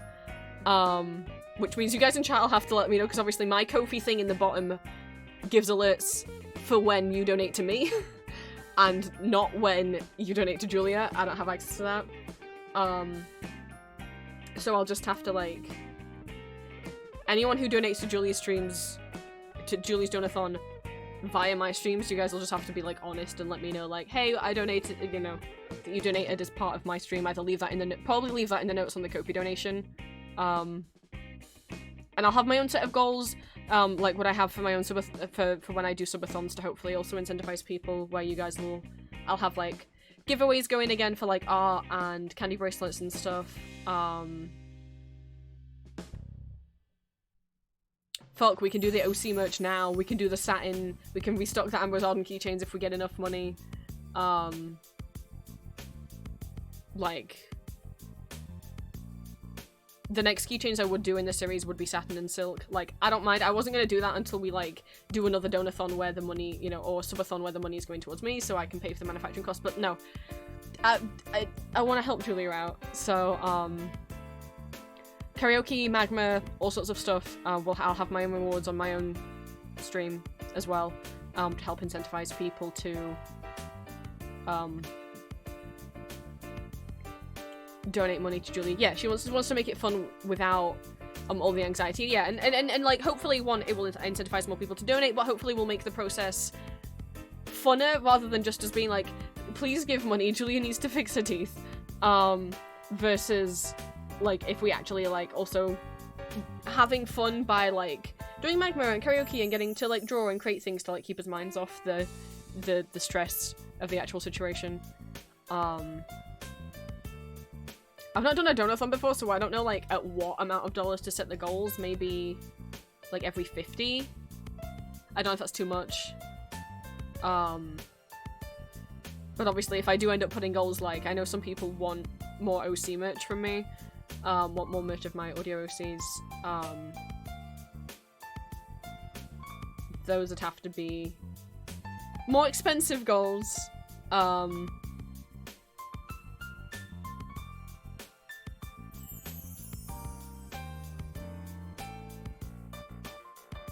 So we'll see. And let me promo Julia's YouTube again, because obviously again we're trying to get YouTube Julia's ASMR channel to 1,000 subscribers, because then she'll be able to monetize her YouTube, and then that'll be a little extra income as well that will go towards her medical bills. Let me also get Julia's Etsy shop up.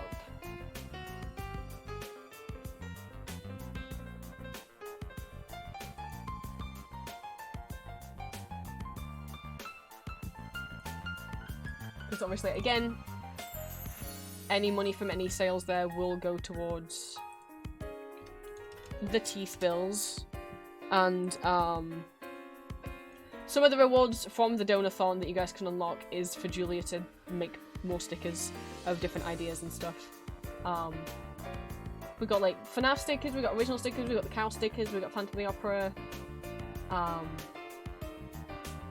the Sleepy EP dinos, we got a bunch of bracelets, some Twitch emote packs, some earrings.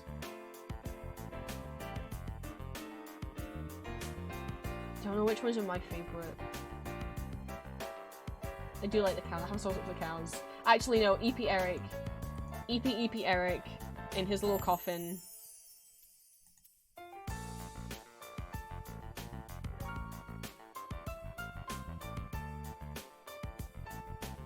Look at him. He's eeping.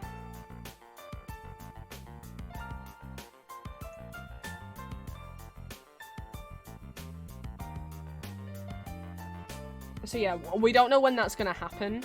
Obviously, we have to both organize what exactly we're gonna do for rewards, but expect it probably in the next couple months, question mark. And me and Julie have not discussed at what time as well. Basically, I guess as soon as we have all the preparation ready, it'll be happening. I've been away at con, so we weren't able to like work on the prep for it until after I came back from con, but now I'm back, so we're gonna start working on that. It would really mean a lot if you guys can— oh, I forgot I had stuff open on here that I wanted to also go over with you guys. Maybe we'll do these tomorrow. There were some silly things I wanted to read out, but maybe we'll do them tomorrow because it's already 4:30, and on Fridays is the one day of the week that I eat dinner with my parents, and that dinner will be ready in 2 hours, and we haven't even started the game yet. So maybe at the start of stream tomorrow, which we'll be continuing playing Snufkin, the Melody of Moomin Valley game tomorrow, there's a couple little things that I wanted to read out. For those of you who don't know, which also— oh, I didn't mention, so earlier, I mentioned that I finally added the Yorkshire VTuber tag so that now me and Smilky finally match. I've been meaning to add it for ages. I think me, Smilky, and I forgot what Ella's full username is. There's someone else as well, like the only 3 Yorkshire VTubers that we're aware of in existence. Which I've been trying to like not talk as posh on stream today, I don't know if anyone's noticed. Just to actually use my actual voice more, my actual accent more, but that's there. But there's also— I added an extra little silly tag, because you know loads of other people have silly tags. So there's a silly tag there now, as well, as well as the Yorkshire VTuber tag, which is also a silly tag. But you know, now lots of people have Silly Thick Smilky added Sugar Daddy's welcome in their tags, so you know, I was like, the last tag's for me, okay? It's for me. So, I love the Stanley Parable. It's my favorite game, or one of my favorite games. No, it probably is my top 1 favorite game. It makes me so happy to play it. They're coming out with a physical edition, collector's edition. I might have already bought something from it. The pre-orders opened this morning, and I might have— oh no, they opened yesterday? I might have had a problem. But, so Crows, the people who make the Stanley Parable, have a newsletter. It is one of my favorite things. Best newsletter, 10 out of 10. It's so silly, and it the Crows Kyro's like writing humor is just, it's so perfect. It's just exactly my sense of humor. And I wanted to actually go ahead and read these emails, but we might do them tomorrow. So you guys can get a taste of what their newsletter is like. And like there's little things that if you roll over the images, you can see the name of the images and it's always something stupid. But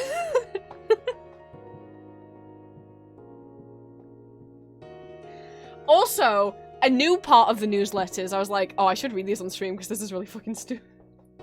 As a news part of the newsletters, there's now a fiction. I don't believe that Jessica Veronica is a real person. I believe this is a fictional thing, but Jessica Veronica is Crow's niece. Due to a series of events we're not going to get into right now, she's been promised a 3-part recurring segment in our newsletter. We negotiated in some kind of reference to Stanley. Aside from that, we have no editorial control.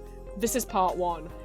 And then it's a whole ass fanfiction. And there's 2 parts out so far. I don't know when part 3 is gonna happen. I haven't read any of the part 2 newsletter yet. And I also haven't read, I've read everything on this apart from the fanfic part, because I wanted to read it with you guys. I thought that would be special. I thought we could enjoy 2 boys, 2 cops. I thought we could enjoy that together. I love this newsletter so much. Just for a little taste as well, so like, what I mean is like, you guys can't really see, I don't think I can make it bigger. But when you roll over the images, it pops up with like a little bubble. So like this image that says finally more news from the Stanley Parable Ultra Deluxe, you roll over it. And the text says, you signed up for these, remember? Back when you filled in your email on our website and you clicked the confirmation link in the email we sent you? Remember? Remember? Remember? And then the video itself, you roll over and it's like, just when you thought we were done with Stanley Parable trailers forever, we come back with just one more. It's for the fans, it's for the money, it's the internal fight against email list engagement decay. And then you can go over the YouTube button. And it's like, fun fact, I really want you to watch the physical edition trailer on YouTube. I actually linked the above image. I actually linked the image above, so if you click on that, you get to YouTube too. It's not just me, it's all of us. Even the countdown clock is getting in on the action. Oh dang, the YouTube button says that the countdown clock is also linking to YouTube, so I guess let's see what it links to. Hello there, it's me, the countdown clock. I don't know what that YouTube button up there is talking about. I linked to the I Am 8-Bit pre-order website, not the YouTube video. I'm the countdown clock, and I know the true engagement link is the place where you'll be able to pay us money, not the place where we'll lose you in 10 seconds to YouTube shorts. Speaking of short form video content, this is the very first Crows newsletter that directly links out to TikTok. Wow. See if you can find that link down below. Anyway, that's been me, the countdown clock. Bye! I'm like, oh shit, things are really heating up between the countdown clock and the YouTube button. I love the Crows newsletter. Also, it is true that it links to TikTok, because it links to TikTok right here. Not to their own TikTok, just to TikTok. I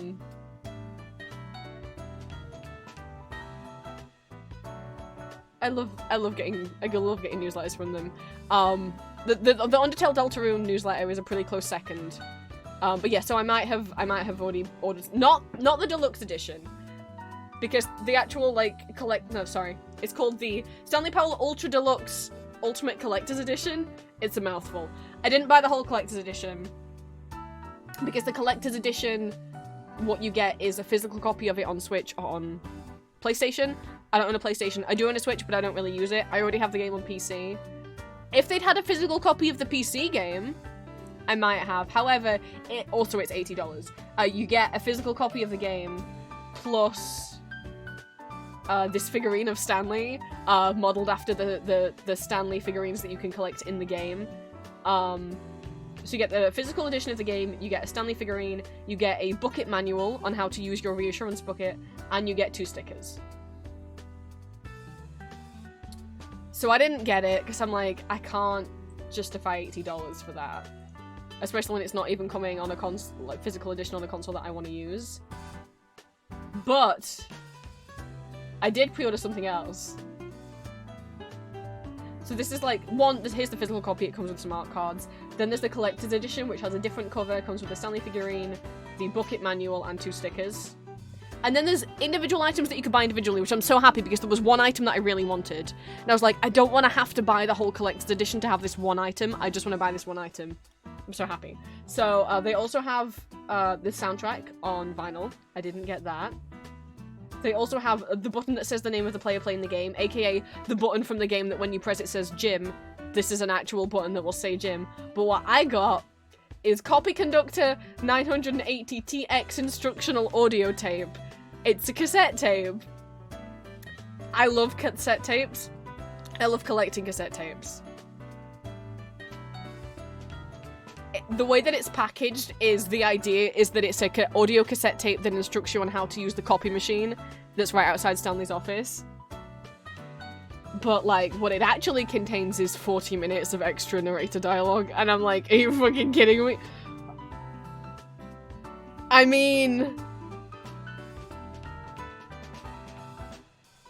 For those of you who didn't go and look at what the extra tag in my stream says, I now also have a tag that says the Stanley Parable Narrator Kisser, because that's what I am. Do you think I could turn down 40 extra minutes of this man's voice? The answer is no. So I bought the cassette this morning. It doesn't come out until, autumn. But, do you think I would order a cassette without owning a cassette player? What do you take me for? I've literally showed it up in the stream before. I don't know what cassette's in here at the moment. None is. Uh-oh. I got the bag that my prints are in stuck to my foot. Now, it's not an actual big-ass cassette player. The player that I had as a kid, I had one of those CD players that has, like a CD player on the top, cassette at the front, and like radio at the back. I don't have that anymore. Big sad. I think my dad must have thrown it away when I was a kid. Fuck, we're getting the fucking webcam back out. Just to illustrate a point.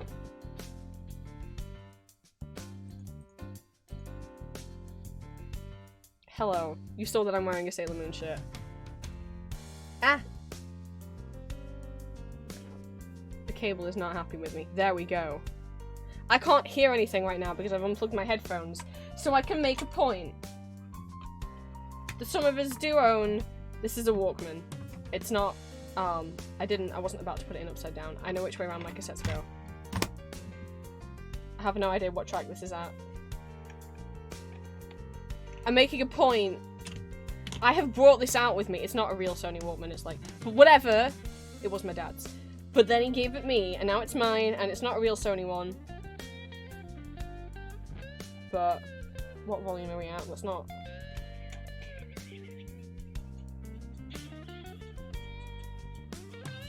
Okay, give it a second.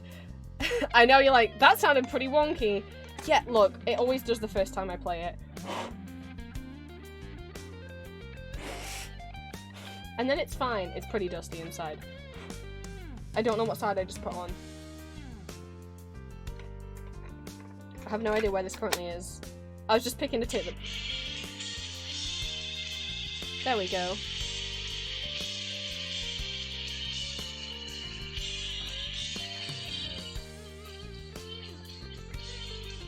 It works!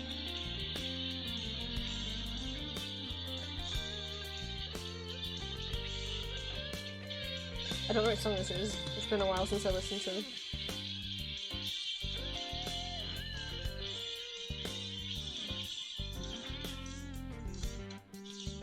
Give me a voice.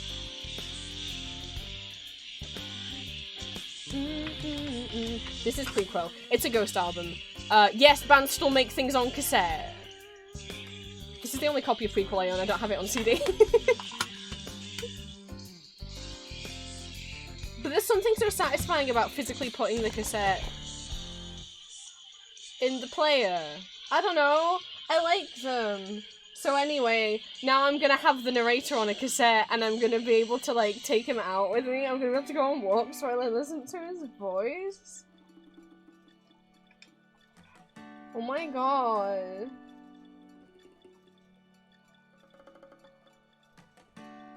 I wish I could say I knew which end of which song that was that I just played. Okay. I was just trying to get one of the songs that people will, like, recognize more.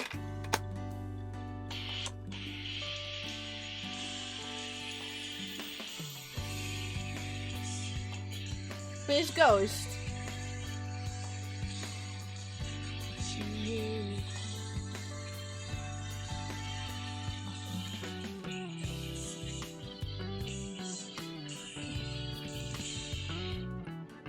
Hey. Oh, so it means we just missed Rats. But I have a few. I don't have that many newer cassettes. I have 2. Well, now I have 3. Oh, I'm sorry. I didn't realize I was still playing. I meant to fucking. I'm sorry. It was still playing Toho music. I meant to fucking pause that. So also, we're just gonna sit and fast forward the B-side, which therefore, I told you I didn't have my headphones on. I thought I'd paused it. We're just gonna, this is the stream now. We're fast forwarding the cassette on the B-side, so therefore it's rewinding on the A-side. How you guys doing today? We're gonna, you know what, we'll read their Stanley Parable emails tomorrow. Let's open the game while we all sit. This is a good noise.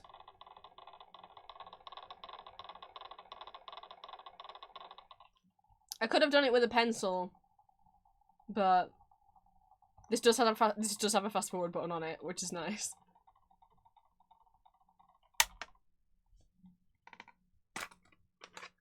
Are we gonna get rats? Give us some rats.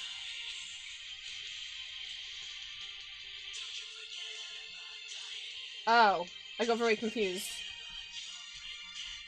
Don't you forget that you will die. I fast forward the wrong side of the album. Now we're on Pro Memoria. Wait, why are we on Pro Memoria? Wait. Uh-oh. I wasn't paying attention to what side of the album we were on. I'm so smart.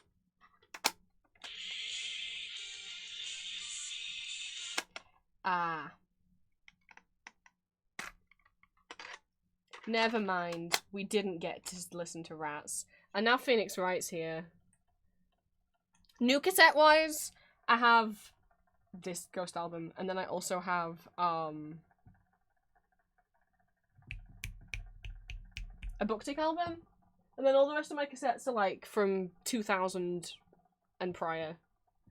2000 has been the earliest because I have the Romeo and Juliet, which we need to talk about. That's the one last thing that I didn't talk about that we need to talk about.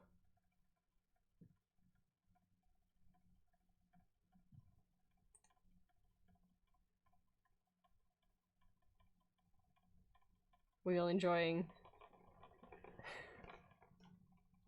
You're into the honestly the Cerise music video. I didn't realize until much later. I'm like, wait a minute, it's Secondo in the video, even though that's like considered Terzo's song. Yes. Because at the time that the Cerise music video came out, Terzo's design hadn't been revealed to everyone yet.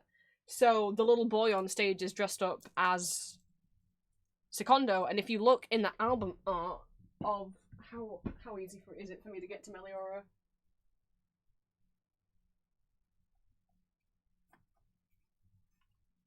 If you look in the album art of Meliora, which is gorgeous by the way. So obviously you'll be like, well obviously that's Terzo. It's Terzo's album. I'm pretty sure it was drawn before Terzo's design was finalized.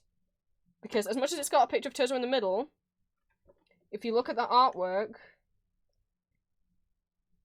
Let me find one that doesn't have a lot of nudity on it. That's not very... If you look at the artwork, which is gorgeous, by the way, that's very clearly Secondo. That's Secondo. It's his face paint. It's not Terzo. So it's as if, like, the songs were written. So I'm like, obviously that doesn't mean anything in the lore of Ghost. This album, it's gorgeous. Genuinely, this album is gorgeous. So I don't know who it's meant to be singing, if it, on the album, if it's meant to be Terzo or Secondo. I guess it's meant to be Terzo.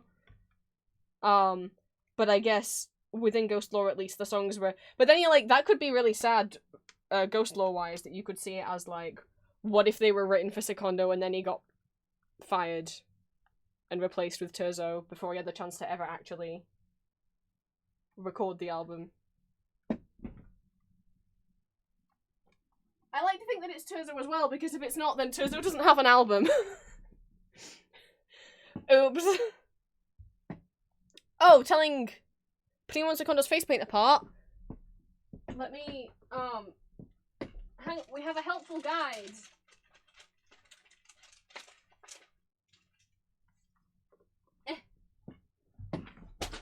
Oh my god, I just knocked these. Okay, we're using this print. So Primo's and... Wait, which two? Primo, Secondo, okay. Primo is here, Secondo is here. That's actually not super accurate. Basically, because Secondo's little cheek thingies are a lot thicker. Let me just get pictures, because that's not actually super accurate. I think the badges I have are more accurate. Oh, I don't have a Primo sticker on hand. Hang on. I put them at the bottom of the bag.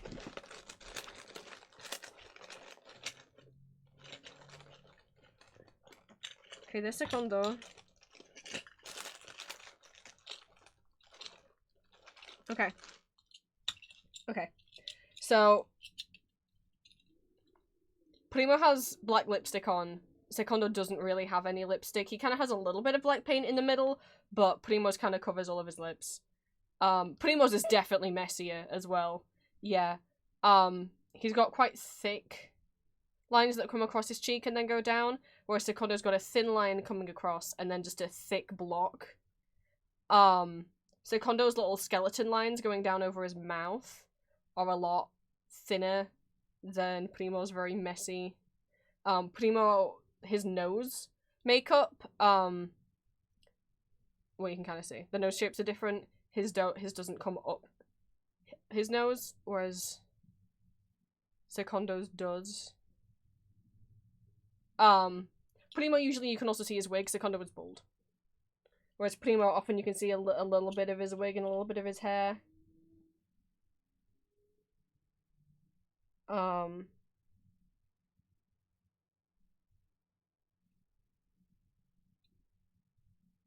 Yeah. You can kind of see. This is what the best I've got on hand. That is he's got more going off on his lips than Secondo. The shape of his mask as well. His face. It's Tobias. It's not a mask within canon. Obviously, that's his real face. It looks older. He's got more like, it's kind of skin sagging under his eyes and his cheeks.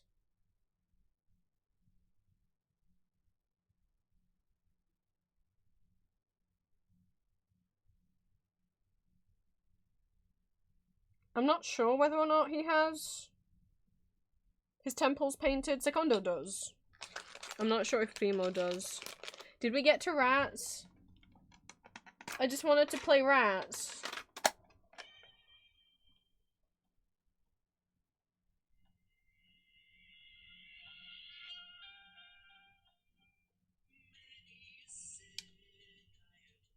No. Well, you guys can listen to that while I sort myself out. I knocked things over.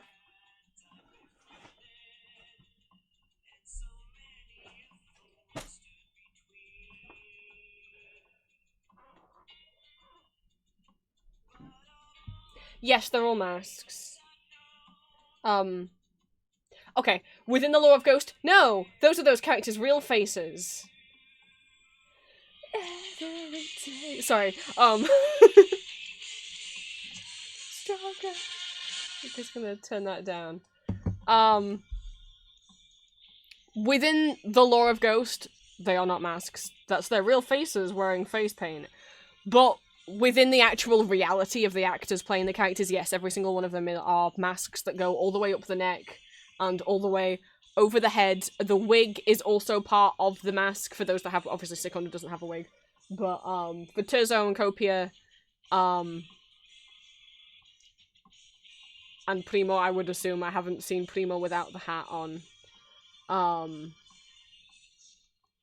Those are full latex masks that have, and then obviously there's multiple versions for Copia, obviously he has the version that has the face paint on, and he also has a version that doesn't have the face paint on.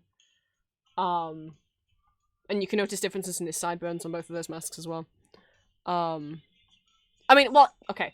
Both of his masks have face paint on, but one of them has the full white face with all the black face paint, and then the other one is his actual skin tone just with the black around his eyes. Oh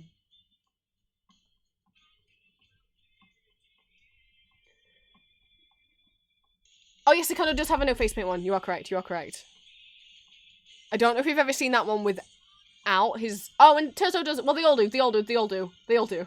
I was like, oh wait, shit, the music... Yes, they do. They all do. I forgot about the... I'm sorry. I blocked out the music video where they're all, spoilers, killed when they were playing Uno. I blocked it out because it was too traumatic. I forgot. Yeah, they all have versions without the face paint. Terzo and Primo have ones without the face paint too. I blocked the Uno out.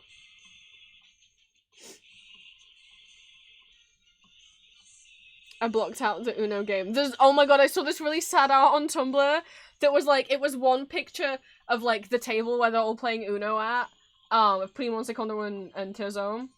And then it's the same table again, but with Copia sat facing them, and obviously the other chairs are empty because they're dead, and he's all sad and alone, and I'm like, no! He, like, whether Copia is related to the other Emerituses is completely, that's a fan theory. Some people like to imagine that Copia is also, because the first three, Secondo, Primo, and Terzo, are all brothers. Like, biological, full brothers. Some fans like to headcanon that Copia is a half-sibling, that Nihil slept with someone else, normally a sister Imperator, and that he's like a bastard child of Nihil and Imperator. That's not canon. Oh, Copia has been saying that Nihil is his dad? Okay. Then fair enough, maybe it is, I don't know. But it's at least a very popular fan theory. I didn't know that he'd been doing that. I don't know if he means that literally. As far as I knew, it was just a popular fan theory. But, yeah, that makes it sadder. Like, on one thing, it's still sad for Copia to not have got to maybe, to not have had the guidance from the other papas when he got promoted, from Cardinal to Papa. But, it's extra sad if you're like, oh, they were his brothers and he didn't really get to, like, bond with them. And no! No!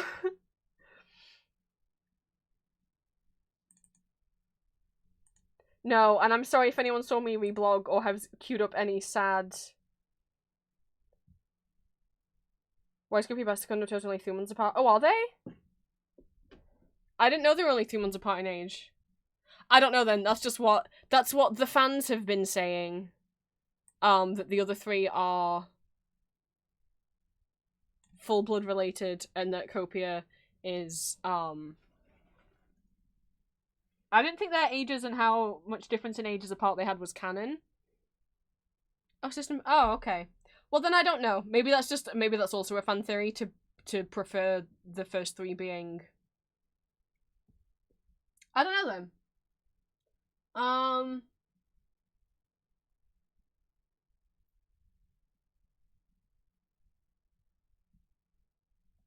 Then I don't know why some fans phrase it that way. Well, Sister Imperator says it, yeah, but she also doesn't give a shit about any of them, so who knows? I don't trust anything that comes out of her mouth. Well, regardless, there's at least what is canon is that Primo, Secondo, and Terzo are all very much raised as Nihil's children, and they are all raised to be, like, essentially next in line for the throne, you know? Whereas Copia is very much not. Copia is very much like a, oh shit, we killed our children, who are we gonna have on the throne now? That at the very least it seems like he was not as cared for, he was not as involved in the family, which is sad. Poor boy. Sorry that we're just talking about ghost lore for anyone that doesn't know the band Ghost. Anyway, so I have a Stanley Parable cassette on the way. Jealous. What I was gonna do... Oh shit, now I've launched the game and now it's gonna say... No, now it's playing the music. Hang on. Game, I need you to be quiet.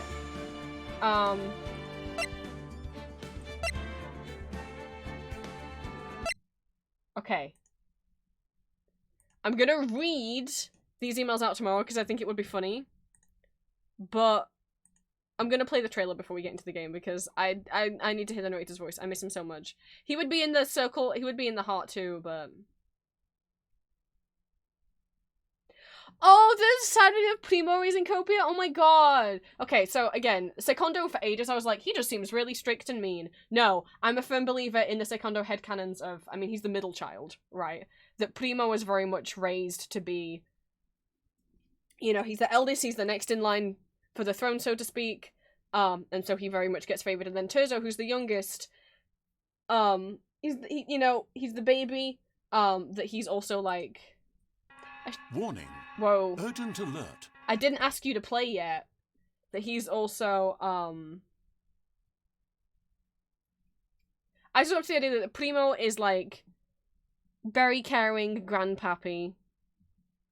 Terzo is the youngest kid who has been so, like, over-sexualized that he does, like, flirt a lot, and he does have this very overconfident, personality and how he acts, but it's a bit of a front inside. He is kind of insecure and does want someone to genuinely love him for him, but people just seem to mostly want to use him for sex or use him for his body. I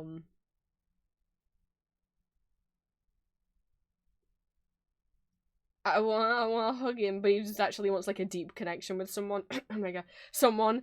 And that Secondo in the middle was very much like took the brunt of Nihil's shit, like that he was treated worse than the others, that he very much took the brunt of like being raised with like toxic masculinity, and that normally the way that fans kind of do it is like once Terzo takes over and now he's got to figure out what to do with himself and he's having like a whole panic because if he's not Papa anymore, he doesn't feel useful, because he's got major self-worth issues. That's when he's gonna heal and he's gonna learn that he's allowed gentleness and that he's allowed to figure out who Secondo is and not just who Papa is. That's my ghost beliefs. And then Kopi is just a sweet little boy. So then Kopi is just there. But oh, I don't know if I already reblogged this or if it's in my queue. Someone drew Cardinal Copia with "It's you" underneath, and then drew Papa Emeritus IV Copia looking very stressed, saying, "Despite everything, it's still you." And I'm like, how dare you do this to me?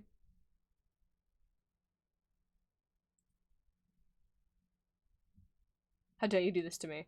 I mean, other than Imperator didn't want him to be, that's why a lot of people headcanon that Copia's mother is Imperator, and that that would explain why he was probably kept away. Cause she sucks. Makes me very sad.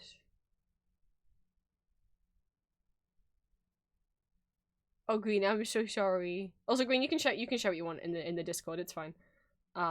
Let's cheer ourselves up by listening to the narrator's funny, silly, funny voice. Hi, that had new Stanley Parable stuff. Yay! This is not a drill. Digital media is dying.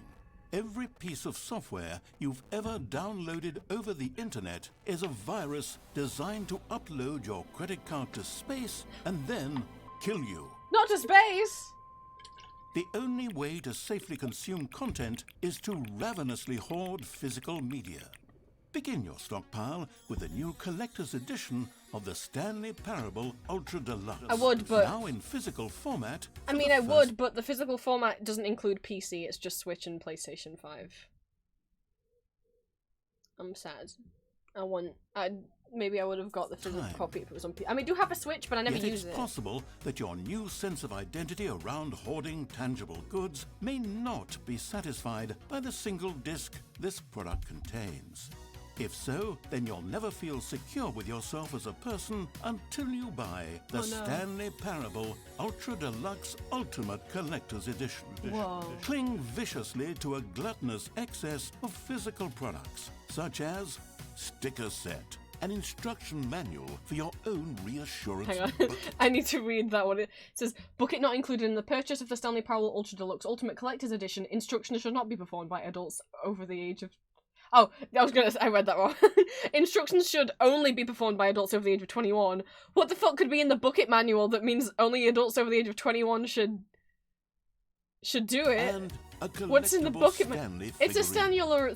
Stanulorine mini Still stand. not enough to stuff under your mattress? Upgrade your order with the button that says the name of the player playing the game. Jim. An instructional cassette tape featuring bonus audio content. so excited for and the cassette the tape. Stanley Parable soundtrack on vinyl. The only path to safety and security is the Stanley Parable Ultra Deluxe Ultimate Collector's Edition. They don't want you to know this. They're coming for me right now. Oh no!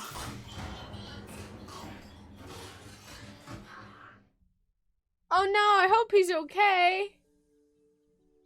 Yeah, and also 20% of all proceeds are going to charity, which is very sweet.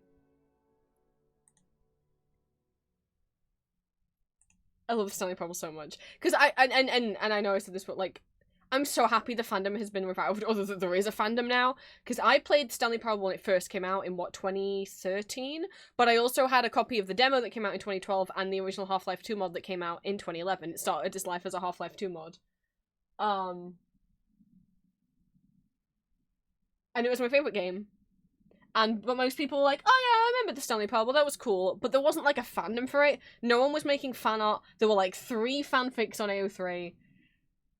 And then the deluxe edition came out, and I was so excited. The Ultra Deluxe edition came out on its, meant to be 10-year anniversary? Yeah, about a 10-year anniversary. And I loved it. And slowly, it wasn't even like immediately, it was like about a year after the Ultra Deluxe edition came out, fandom happened, and people were making fan art and drawing like human form narrator and shipping him with Stanley like I'd been doing since ye olden days. I was just like, finally! There are other people to share this game with.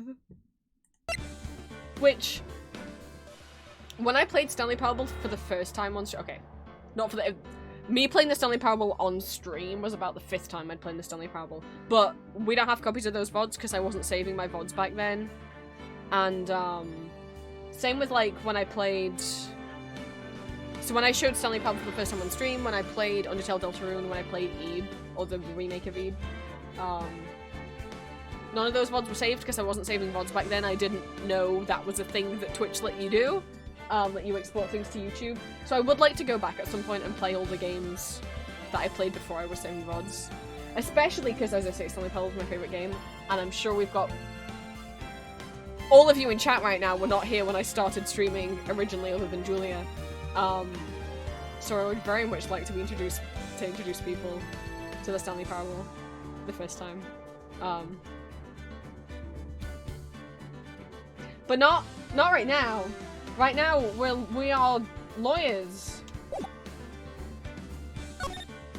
And we are on the final case of the first game, episode 5 of game 1. I don't know how much we'll get through. I've got about 1.5 to 2 hours of stream. Oops! I said that it was going to be chatting as well in the title of stream. I don't know what you guys expected from me.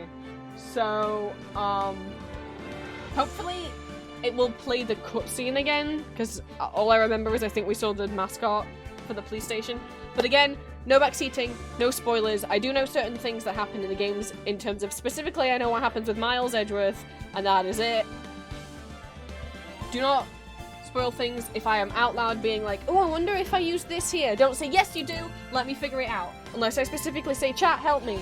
Please don't tell me if I am right or wrong.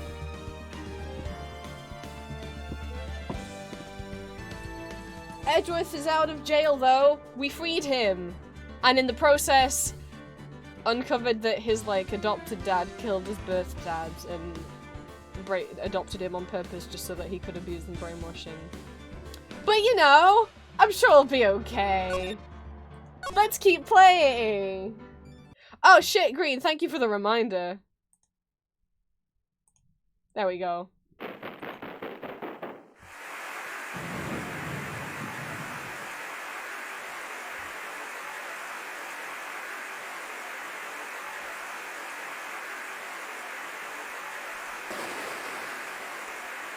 Yippee.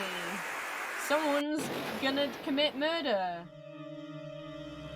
Oh, is that a knife? It is a knife.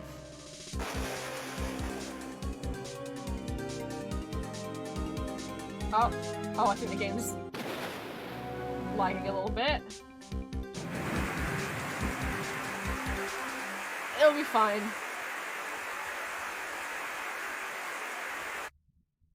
Obviously, no, unlike with the first murders where you actually see... Oh shit! The police mascot did it!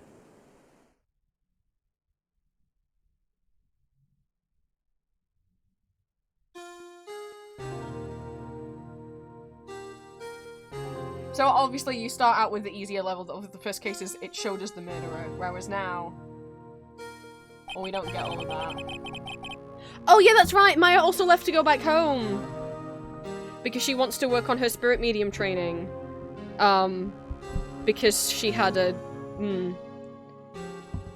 At least we cheered her up and she seemed happier at the end. Originally she was going to leave because she believed like she was having major self-worth issues and a major depressive episode of believing like she wasn't good enough. But now she says she'll come back. She says she'll come back. But now Phoenix is all alone. But Edgeworth isn't in jail anymore, so you know, maybe we could get that hot date.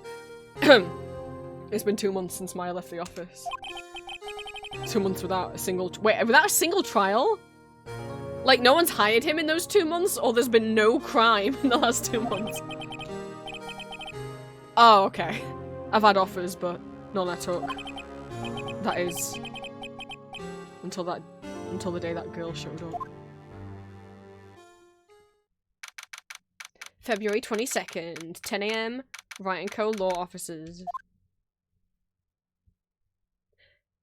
The plant's called Charlie, right? I was gonna call him Charlie, I was like... yeah, I mean, I think, yeah. Phoenix has had a lot going on. Like, Maya just left, and also finding out that, you know, his childhood crush, best friend, went through all this trauma and he didn't know. And...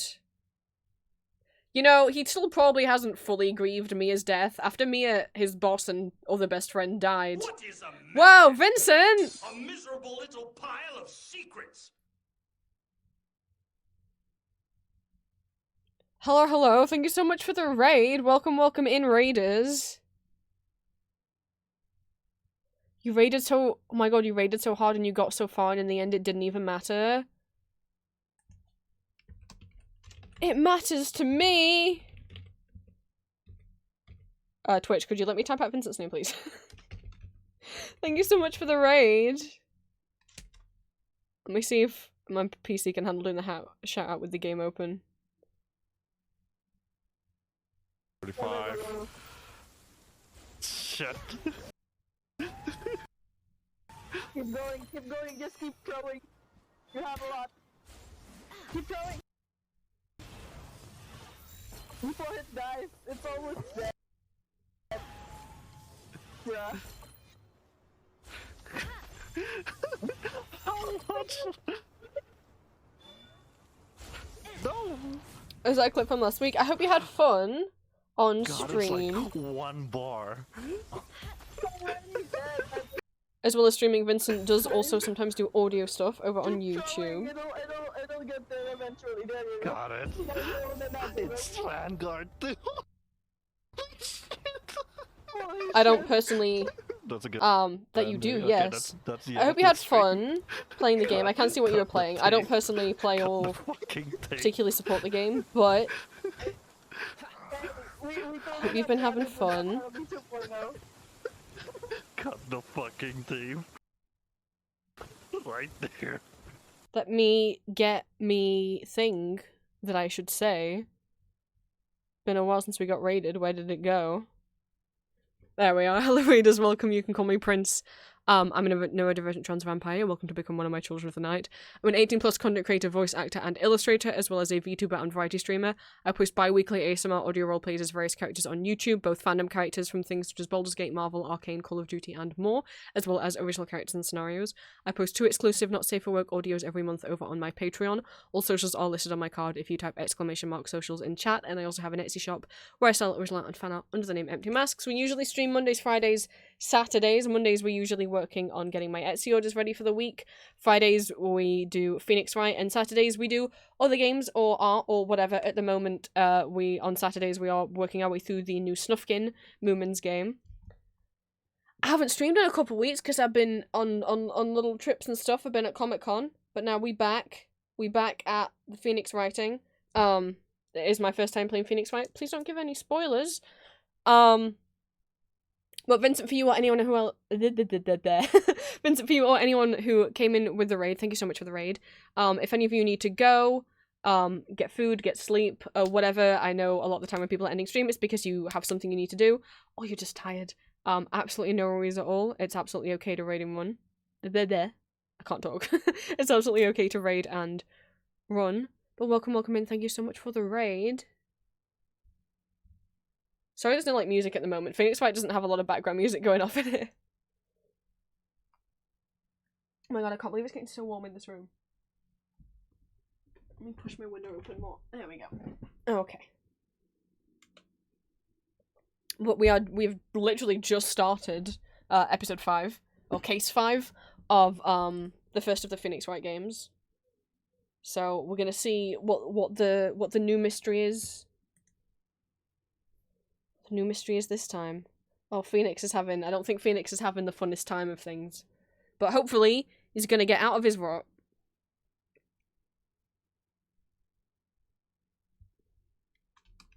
So, why do I come here to the office every day? It's not like I want to work. There you are, finally! There she is! Where have you been? My sister's trial is tomorrow! Don't worry, you haven't forgotten who this is. We haven't met her before. Who are you? Doesn't matter who I am. It only matters who you are. The famous defense attorney, Maya Fey? Oh. No. Also, it's Mia. Sorry. I forget how the names are pronounced. We're not Mia. Mia was a girl and is dead. We are a man who is alive. This isn't even called Faye & Co. Law Officers anymore. It's very clearly called Wright & Co. Law Officers. Emma, honey, I think you came a bit late. Oh, is this a case, like, did Mia take this case on before she died? And Phoenix didn't realize? Maybe? Oopsie. Oh, you're not Mia Fey, are you? I'm sorry, but Miss Mia Fey no longer works here. She's no longer working anyway. So, you are the coffee boy? How dare you? I'm Phoenix Wright, a defense attorney. Right. Wait! You're the Phoenix Wright? Phoenix Wright from the Edgeworth murder case? Hey! He didn't... Don't call it the Edgeworth murder case like he's the one who did it. Yeah, that's correct. It wasn't Edgeworth who was murdered, though. That's a relief, then. You're better than nobody. Oh, thanks. I'm sorry, I'm afraid I'm not taking any cases right now. But you are Phoenix Wright? Right? The undefeated defense team. That's true! We are undefeated! Look, I'm not accepting any new cases. I'm sorry, but you'll have to try elsewhere. Please! I'm out of time! But, please, you have to help. It's my sister. Oh no, we're getting Oh, I fucking knew it! We're gonna get Maya flashbacks! So, you know how I was just saying, like, I don't think Phoenix has gotten over Mia's death yet, because he hasn't really had time to grieve, he's just been working non-stop. Also, probably can't really grieve Mia properly when Mia keeps showing up as a ghost all the time, so she's not really gone. Oh, god damn it. Maya. Could it be? It's not Maya, Phoenix. Okay, I'll hear you out. Really? Thank you so much. My name's Emma. Emma Sky. I forgot Emma's name was written with one M. Emma Sky. I'm a scientific investigator. Scientific investigator? Emma, was it? So you're a scientific investigator? Yes, that's right. Is something wrong? No, it's just you seem kind of, jumpy, or maybe just, young. Young? I'll be 16 years old this year. That's very young. Oh, I see. Wait, only 16? I'm set to be formally assigned to forensics in 3 more years.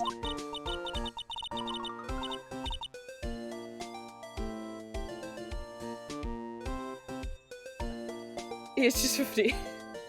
My work is becoming quite well known, at my age no less. So what exactly is your current position then? Well, legally speaking, I guess you'd call me an 11th grader. Legally speaking, I guess you'd call me an 11th grader. Jesus Christ. Oh, Vincent, get some good rest. Thank you so much for raiding and stopping by. Yeah, Emma, I think legally we would have to call you an 11th grader. But I'm ready to do my job, and at my age, no less. Great, another future professional in training. So, what's this about a case? You said the trial's tomorrow? My sister didn't do it. She wouldn't stab someone with a knife. She wouldn't. So, it's a murder case? I don't care if there's a witness who saw her do it. She didn't do it. I mean, there was a witness who saw Miles do it and he didn't do it. I know she didn't do it. It's a scientific fact. And there's a witness. Just talk to her. You have to talk to her. Right. I suppose I will. I promised her I'd bring Mia Faye, but... That's interesting. How would she know Mia? So you want to be a So you want to be a scientific investigator when you grow up, then? Excuse me? I'm not a child. I have you literally are a child. You're 16. Still, it's good to have a goal, albeit a very unusual one. I believe investigations should be done scientifically. Don't you? Yeah. I sure can't fault her lack of enthusiasm. If this case is handled scientifically, I'm sure my sister's name will be cleared. Your sister? I've been doing research, you know. I'm developing a new scientific method of case investigation. I'll show you when I'm done. I'm looking forward to it. Guess I should get down to the detention center and talk to her sister. Scientifically with parrots and ghosts. My sister asked for Mia specifically. This Mia Faye person was a few years below her in school. So they went to the same school, huh? She always told me to go to Mia if I ever needed a defense attorney. And, well, I need one. Incidentally, Mia is a woman. Now that you mention it, I guess it is more of a woman's name than a man's. Well, it's nice of you to help your sister out like this. You must be close. Oh, the music stopped. That only ever means good things. Well... Actually, when she gets, like, she is now, I kind of hate her. You mean, like, when she's accused of murder? Huh? But she's my only family. Your only family? What about your parents? They died in a car accident when I was little. Oh. I'm sorry. Would you like to see my badge? Would you like to see my badge? See this? It's my Tony's badge. Ah! Well! I've never seen a real one before. You're the first one who's actually been interested in mine, believe me. Its composition is mostly silver. The gold plating is flaking a bit. She analysed it scientifically. There doesn't appear to be any corrosion due to sulfites. I'd give you $50 for it. Sorry, it's not for sale. Yet. Dude! How dare you? We need this. How else will people know we're a defense attorney?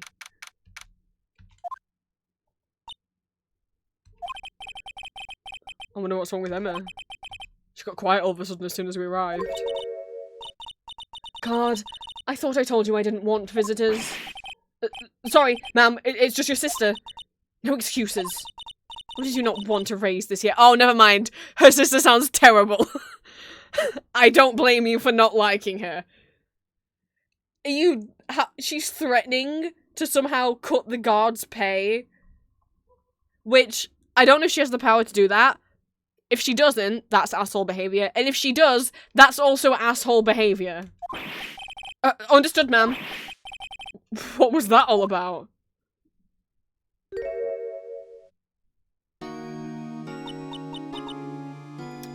Okay, so the older sister has long, straight hair, and the younger sister has shorter, straight hair that also has a bun at the back. Alright. Hi, Lana? Funny. I seem to remember specifically telling you not to come here. Perhaps my memory is failing. Look, I didn't want to come here either, okay? But your trial's tomorrow and you still don't have a defense attorney. I'll be the one in court tomorrow. This has nothing to do with you, Emma.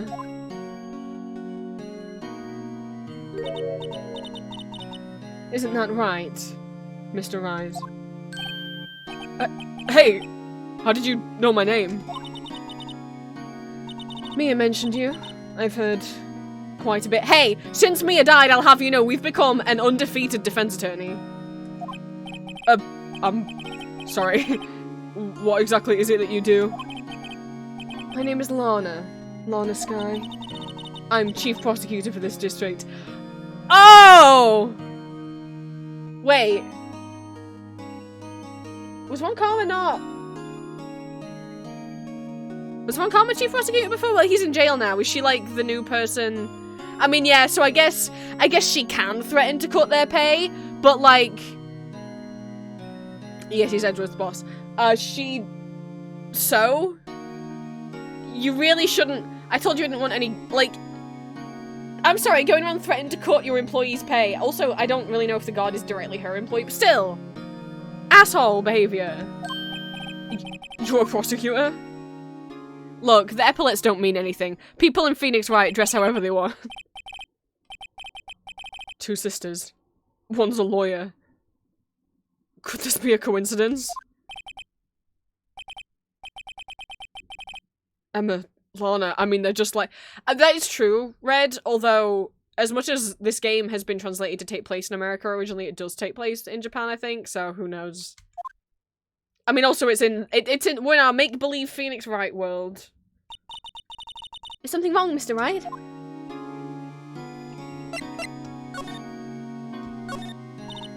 Phoenix, honey, you need therapy.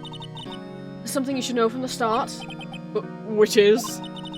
The suspect in this case has confessed to the crime. Huh? Wait, but the suspect is... Me? I did it. Well, Mr. Wright? Well... Why don't you begin by telling me exactly what happened? The crime took place yesterday, February 21st at 5:15 PM. That's quite specific. It was in the witness's deposition. A witness clearly saw me committing the crime. My, that was a bit of bad luck, wasn't it? The crime took place in the underground parking lot at the prosecutor's office. The body was found in the trunk of my subordinate's car. The prosecutor's office, huh? In your subordinate's trunk? Classy. I was arrested on the spot, caught red-handed, as it were. Well, that's just great. I mean, she can't have done it, otherwise we wouldn't be defending her, would we? So, who was the victim? An investigator with the police department. I suppose the correct term is Wait! not any detective that we know. Right? Right? A detective? Death was due to a loss of blood. He was stabbed once in the stomach. By... you. Death wasn't immediate, but the wound was fatal. Okay, she's literally talking as if she's just reading off the report. Like, these are lines that she'd learned, but I don't know why she would pretend to it. Why would she cover for someone else unless she thinks Emma's the one who did the murder? Or maybe she really likes her subordinate who did the murder? I don't know. I see. Allow me to repeat myself, Mr. Wright. The victim was a detective. You know what that means, don't you? Uh-oh. What? Mr. Wright, what does it mean? Well, it means... the police department will consider it a matter of pride to have me found guilty. Oh, okay, so I guess she's like, look, I was arrested on the spot for killing a policeman. It doesn't matter whether or not I did it, the police will set me up to make it look like I did it. I think is what she's saying. They will use any means at their disposal to do so. This case gets worse and worse with everything I learn. So, you're the chief prosecutor? That is correct. I'm responsible for overseeing every trial handled by prosecutors in this district. I make sure the prosecutors have what they need to do the job and manage every aspect. Those are my responsibilities, in a nutshell. It's an awfully large nutshell. Still, I'm a little surprised. I would think you'd recognize the district chief prosecutor, Mr. Wright. Huh? In fact, it seems impossible you wouldn't. Lana? What happened to your hand? Oh, this? I'd cut myself by accident. When I stabbed him, that is. Huh? I'm not very good at being a criminal, I suppose. Am I supposed to defend this? Time to change the subject. Wait, she was in the class ahead of Mia, wasn't she? You were in school with Mia, right? A few years above her? Emma told you that, did she? Well, why not? I did drag him all the way here from his office. Though it seems he has very little in common with Mia. Hey, if you're chief prosecutor, then you know that we just fucking took down Von Karma, so... I was in law school. I was in my 3rd year. She was auditing the class. She was different than the other students. Different? She was strong. She'd do anything to become a defense attorney. Anything. That was probably why she was attracted. Wait! Was why she was attracted to me? Does she mean that literally?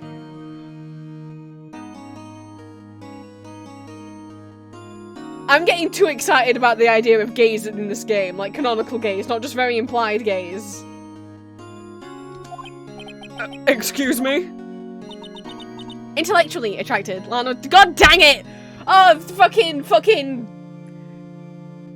getting my hopes up. Intellectually attracted. Lana was top of her class in school. Fucking god damn it. God. I was the best there was. Oh. I thought you meant you would get. I mean. Fine. I'm doing pretty good in school too, by the way. Sounds a bit different when Emma says it. How dare you get our hopes up, game? Well, Mr. Wright, I'm gonna imagine. Well, I don't know what auditing the class means. To be fair, if that means she was some sort of teacher, then I would hope she wasn't attracted to one of the students. Still. Well, I'm gonna imagine that Mia is queer now. That's... Well, Mr. Wright, excuse me. As you can plainly see, I am admitting my guilt. I think it's safe to say there's no way you can take this case. None. Oh, she attended the class without receiving credit. Okay, then it's okay. I was like, teacher-student relationships, even if they're both adults, there's a power dynamic there that's like, don't do that. But Lana! Why? Why are you doing this to me? You never think of anyone but yourself. I know you didn't do it, Lana. I know. So how can you say you did? If I lose you, I'll be all alone. I hate you, Lana.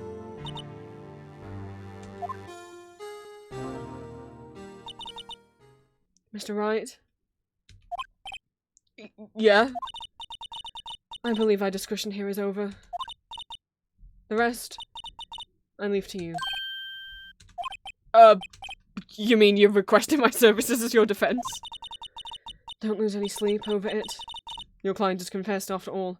The case is over. Yeah, well, our last client confessed too. And yeah. Right. I'll do whatever I can to get to the bottom of this.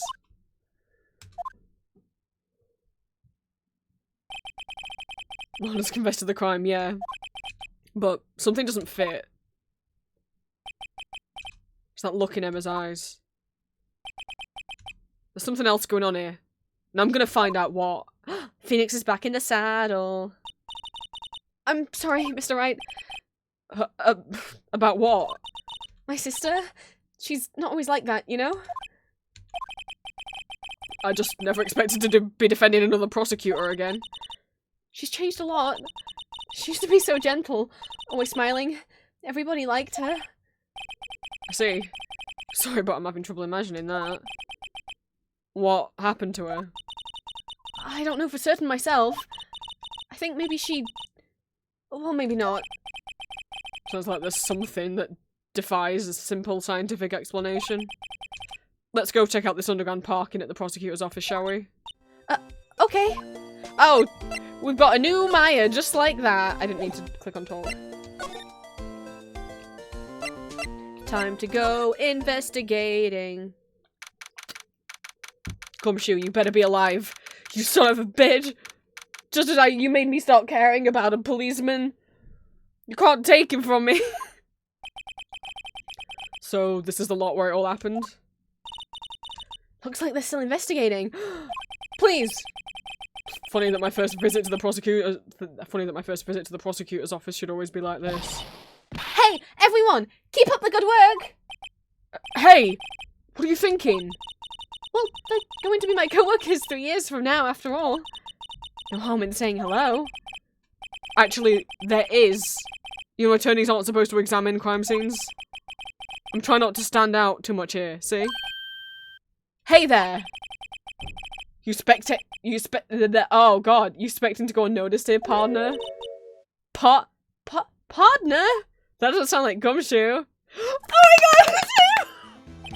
Oh my god, it's him! Oh my god, I didn't know we were gonna see him so soon!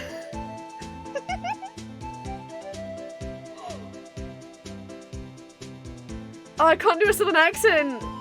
Damn right, it's a cowboy! He's got his own theme as well!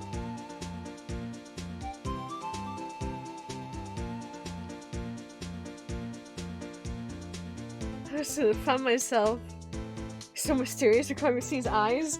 Oh my goodness. Julie could do a southern accent. Julie's not here. God, it's just like fucking... I forgot her name. Lotta! That's what her name was! Oh no, I'm so embarrassed to try it. You like the music, Julia? He's just stepped out of an old western. Yeehaw! What do we have here? Looks like... Oh my god! No, this is how he talks! Looks like a bambina got loose from the ranch and is up to no good. Folks gotta learn to keep them doggies tied down, partner. Mr. Marshall? You see me? Marshall? That's more like a sheriff to me. I have no idea what the fuck he just said. Oh, dog eats his cows. Okay, thank you. Looky here, Bambina. I know how you feel, but this is my gang's gold strike, see? Wait, but if he's the lead detective, where's Gumshoe? Strike? This is our claim, our territory, with a motherload of evidence. If you're fixing a mess with what's ours... Oh, he's finger gunning at us! You'll regret it, partner. You know what? There. What the fuck is he talking about? You know what? Dream's the cacti out in the desert, Dream. You want to? What's this guy talking about? You head along home now. Happy trails, Bambina. What?!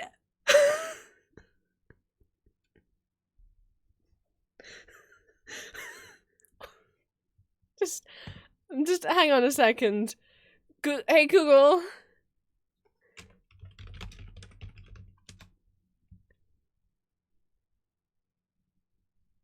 Bambina means young girl. I figured it was feminine. I guess he's talking to Emma. I hope he's not calling us Bambina.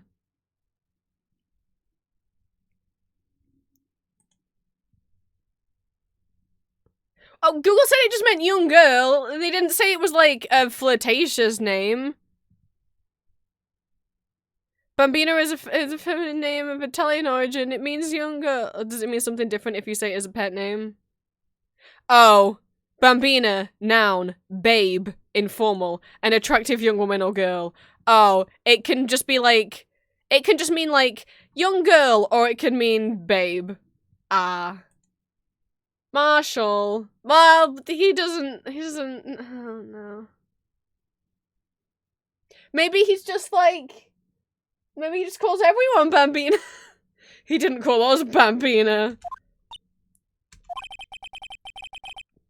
Was that, oh god, I've got to say hombre, but in Phoenix's voice.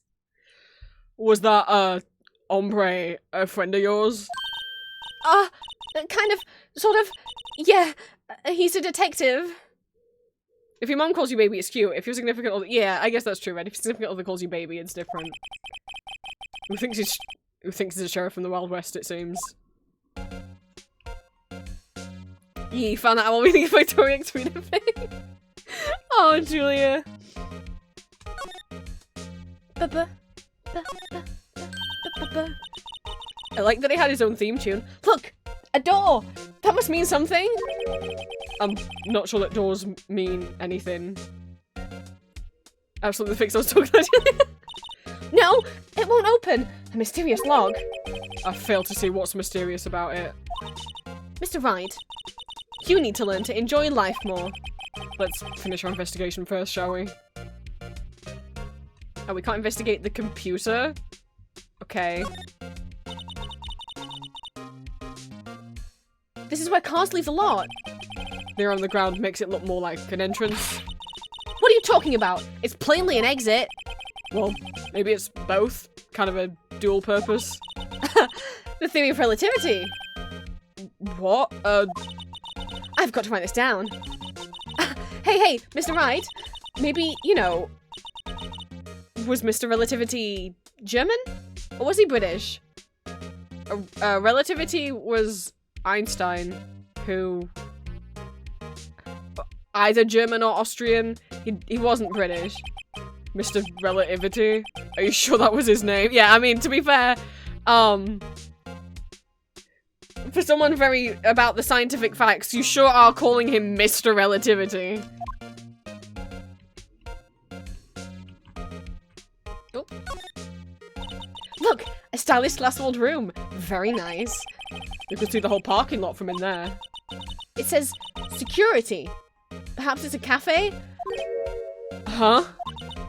Cafe security. Yep, that must be it. She can't. Let's check it out. She can't be this dumb. I mean, I don't want to call her dumb. I mean, she's the one bragging. I mean, she's a child, but she's the one bragging about being a super smart prodigy. I hate to break it to you. I think that's probably just a security guard office. You know, I scored a 97 on my science test the other day. Too bad they don't have a test for common sense. Yeah, I think maybe she's very science book smart, but maybe she's never left the lab before. Maybe she's not got the street smarts. Ah, a ladder. That's a step ladder. What's the difference? In scientific terms, please. Scientific, huh? Look at the basic nature of things, Mr. Wright. Seems so horribly familiar somehow. Someone's wallet's on the ground. What's this? A wallet? Excuse me, officer. Wait! What are you doing, Mr. Wright? What am I doing? I just found this wallet, so I'm handing it over to the police. Phoenix! Open it, like, don't actually, only do this because you are an investigating attorney. Have a look and see if maybe it's the victims. I don't believe it. This is real basic. Anything at a crime scene is evidence. Let's be scientific about this, please. Just put it in your pocket. How is that scientific? Sounds like theft to me. I'm called to duty already at my tender age. Here, I'll teach you the trick to examining evidence in detail, okay? By the way, her eyes are sparkling. I can tell she's been waiting for this. Are we gonna get to examine evidence? Oh my god. Okay, now. Look at the court record.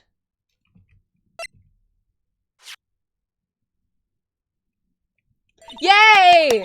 Okay, so these games were for the DS originally. So when they added this case wasn't actually in the original game. They added this when it was ported. Because the idea is that you would use the DS technology with the stylus to, like, rotate the item around. Obviously, we're not going to be able to do that on the PC. Hopefully, it's like an arrow key thing.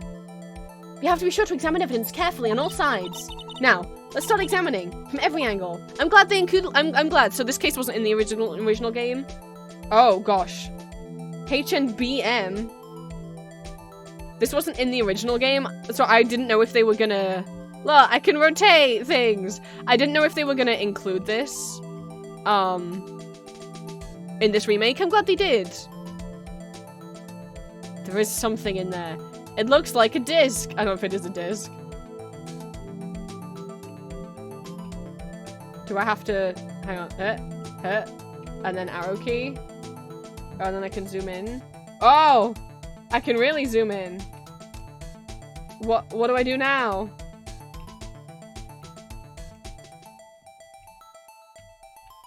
It won't let me click on anything. Oh!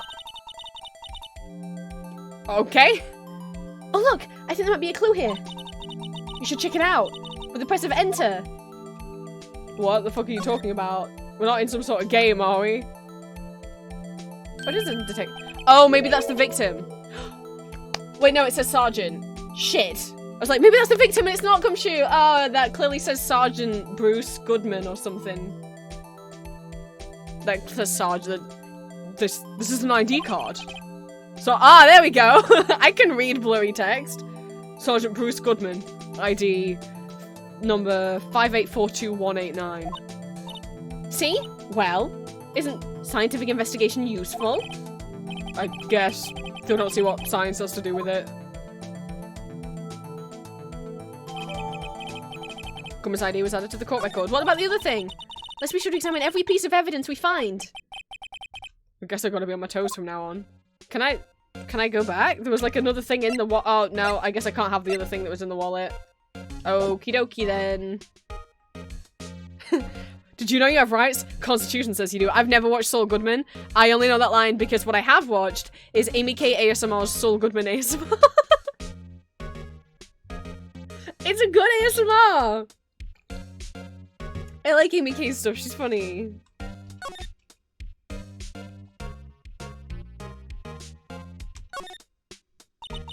I've never watched Saul Goodman, Better Call Saul or Breaking Bad. Small is in our way. It's got a faucet for water. Wait, I know. This wall is merely a facade hiding the truth. There's no wall, but a water tank. I've failed to see how it makes any difference either way. An oil drum. Looks like it's filled with water. It's heavy. I can't even budge it. Drum over here is on its side. Wait, I know. I'll hide in here and do a stakeout. I think you'll probably just get arrested. In fact, you may not even have to hide in the drum to get arrested. What? I'm not suspicious. I mean, you're hanging around a crime scene. I think by default that sort of makes you suspicions. Just gonna go over every edge. I can't... I'm surprised that computer's not... And we could click on the ladder, but not... Check the vent, check the phone. Oh, the phone. Here, a phone! I guess she should be in school. I'll give her a pass seeing as her sister is about to be done in for murders. Here, a phone, let's see. A child in a lab coat and goggles, you don't blend in. But Green, what you've got to remember is everyone in Phoenix Wright dresses like a crazy person. And I mean that in a good way. I dress like a crazy person. So, I don't know how anyone would blend in this world. Hey, don't touch stuff we don't need to be touching. Yeah, Emmy, you're not even wearing gloves. I can't hear anything. My ears! No! My ears! Oh my god. Emma, do you think it's more likely that no one's on the other end of the line, rather than that you've suddenly spontaneously gone deaf? Maybe it's due to the barometric pressure. What is she babbling about? Hey! What did you say? So you can hear just fine. The phone's broken. Slide. Oh. I'm guessing that's where the body was. I mean, if the police left a wallet and a cell phone on the floor, that's like kind of on them. I mean, like, how did they not see that? Well, no time to waste. Let's go hunting for clues. I wonder what this is. I was gonna say it's a cell phone, but never mind. Someone else has decided to butt in. Well, partner, looks like you got no intention of going home quietly. Please give him his music. Yay! The sheriff. Like I said before, this is our claim. You'd best be moseying along unless you're fixing to bite the bullet. Gah, scary. I can't want to smooch it. Could you just tell us one thing? Who owns that car? Well, well. Oh, don't call her a filly! Oh, no! Dude, no! She's a child! Well, well, the little filly's got a good nose on her. You wanna know who rides this red Mustang with the body and a satellite? What the f- Please? No problem, partner. About time for... What? I don't... Vittles. I don't know what that word is. Yeah, it's definitely water. It's fine. Get yourself up to the saloon on the 12th floor of the Oh, he did say prospector. I was about to say prospector. I was like, I'm reading it wrong. It must say prosecutor. No, it says prospector.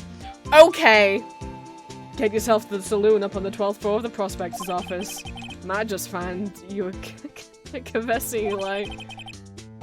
Prospector's office? What does this guy think he is? And when, for that matter? Note self. Look up... I don't even know if it's pronounced Vittles? Saloon and Kavesa. Maybe we should just check out room 1202. The High Prospector's office. Why are we back over here? In any case, stay away from the car. You can look around here while you like. Just keep your paws off our claim. Right. Great. But I really want that cell phone that was on the ground. Great. Maybe there's some clues around here, Mr. Wright. Let's check it out. Excuse me. You two all set? Us? Oh, hello. She's got a little octopus sausage as a necklace.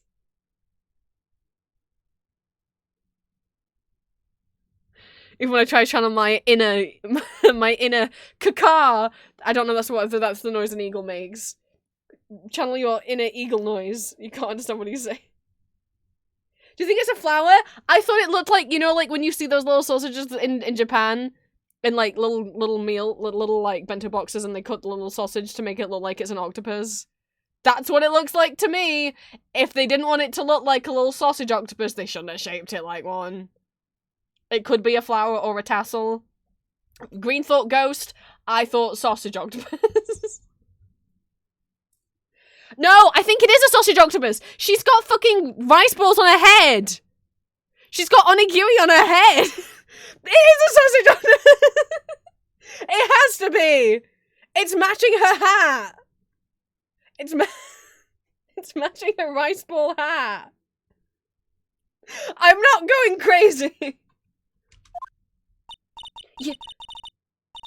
You're selling lunches? Here? This is a crime scene. Oh, she is. Oh, I guess she... hi? What? Hello. Half and half, was it? What? Oh, thanks. And you, sir? Yeah? Some crunchy goodness coming at you. Oh, I mean free food. Om nom nom, thank you. Thanks. Interesting way of doing business. This area's off limits to anyone without clearance. Especially passers-by. Or were you officer? Oh, okay. I guess she's bought lunch for all of the cops, and so she thinks we're also cops. No, but you don't exactly look like the type to have clearance. Well, that's hardly a way to greet someone. Even if my days as the cough-up queen are over— what? Cough up, huh? You know, I'm feeling kind of full. Maybe I'll pass on lunch. I'm quite connected to this case, you see. The images are burned into my eyes, you might say. Oh, is she the witness? Yes, all the sordid details. Secret? Secrets? Dear me. You are a slow one, aren't you? Oh my god, is she evil now? That she's flipped her hair into the other side of her face? Liv, welcome in. Hello, Livo is dead. We're in the midst of a new case. I'm referring to the murder. The stabbing of that detective. What? A witness clearly saw me committing the crime. Toss. You mean you're the witness my sister was talking about? Please, cough up queen. Tell us what happened. The name's Angel Star. Don't you go forgetting it. Oh god, of course she's got a name like that. Oh, before you know it, I'll have you whimpering at my oh, okay. Well, before you know it, I'll have you whimpering at my heels. I mean, I was thinking Angel Star sounds a bit like a porn star name. Maybe it is. Nothing wrong with that. But okay, just unexpected. Yes, ma'am. I think she means it. Bento box deliverer by day. No, of course we're very pro sex worker here. I mean, I make not safe for work audios. I mean, which are acted, they're not like the same as real porn, but you know, it's adjacent. It would be very hypocritical. And I've got friends who do OnlyFans. Oh, I didn't mean to present. Oh well, now we're here. Wait, what did I do? Oh! Oh! I pressed enter because I was trying to... Oh. Oh ho ho. I did this by accident. So, what the fuck is that meant to say? Well, now we know Phoenix's badge number. Phoenix was awfully quick with like, yes ma'am. He's got a crush on Edgeworth. Of course he's quick with the yes ma'am. I mean, remember the vibes that Edgeworth gave off in game 1? When he was all still mean and hostile? Well, I didn't mean to do this.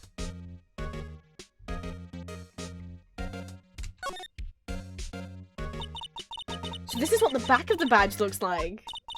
We've never seen the back of the badge all this time. And I always thought it had a safety pin. Each badge has a number carved into it. That way you can tell which turn it belongs to. I mean, you couldn't lend your badge to anyone? No, I'll be found out right away. Well, that's no fun. Well, how do I leave? I didn't mean to do that. I meant to press E.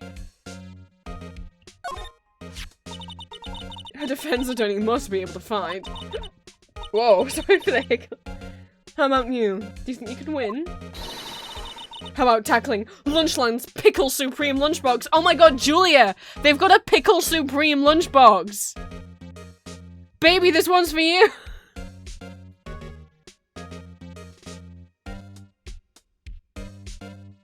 I'm sure Julia had fight her way through the Pickle Supreme Lunchbox. Could we do those pickles too? Oh my goodness.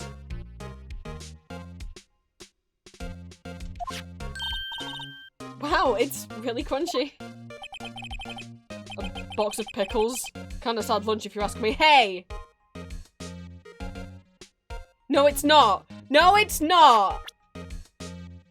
Oh, I thought we were getting the lunchbox to put in our inventory. I guess not. Anyway, I didn't mean to go to present, I meant to talk. Literally, you can hold pickles out the jar as a kid. Cryptid, if only you were in Julia's stream last night when she was talking about eating a whole jar of pickles and then drinking all the juice. You two got a lot in common. Somehow, I knew. Yesterday was a day of destiny. I knew something was going to happen. Just like I know that the daily special on Friday every week is salmon. But that's also because you, like, work there. Destiny? Was yesterday's special for some reason. Drink the juice, Julia's more dedicated than I. She's very dedicated to pickles. I love vinegar. Cucumbers are okay. I tried a pickle. It was okay. Well, okay, it was pretty soggy because it was at the bottom of a sandwich. Maybe if I had... Maybe fried pickles would be more my thing. Maybe I'll have to try them when me and Julia get some Slim Chickens fried pickles. I'll have to see.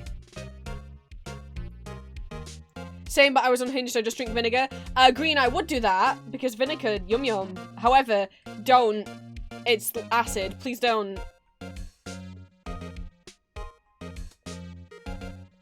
Don't drink vinegar. That's not good for you. Slim Chickens, it's a pretty decent name. I didn't enjoy the chicken from there, but we're gonna go just to try the fried pickles.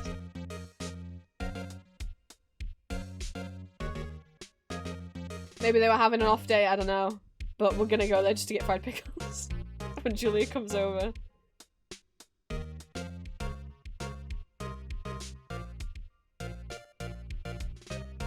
I don't do it anymore. Good, Green.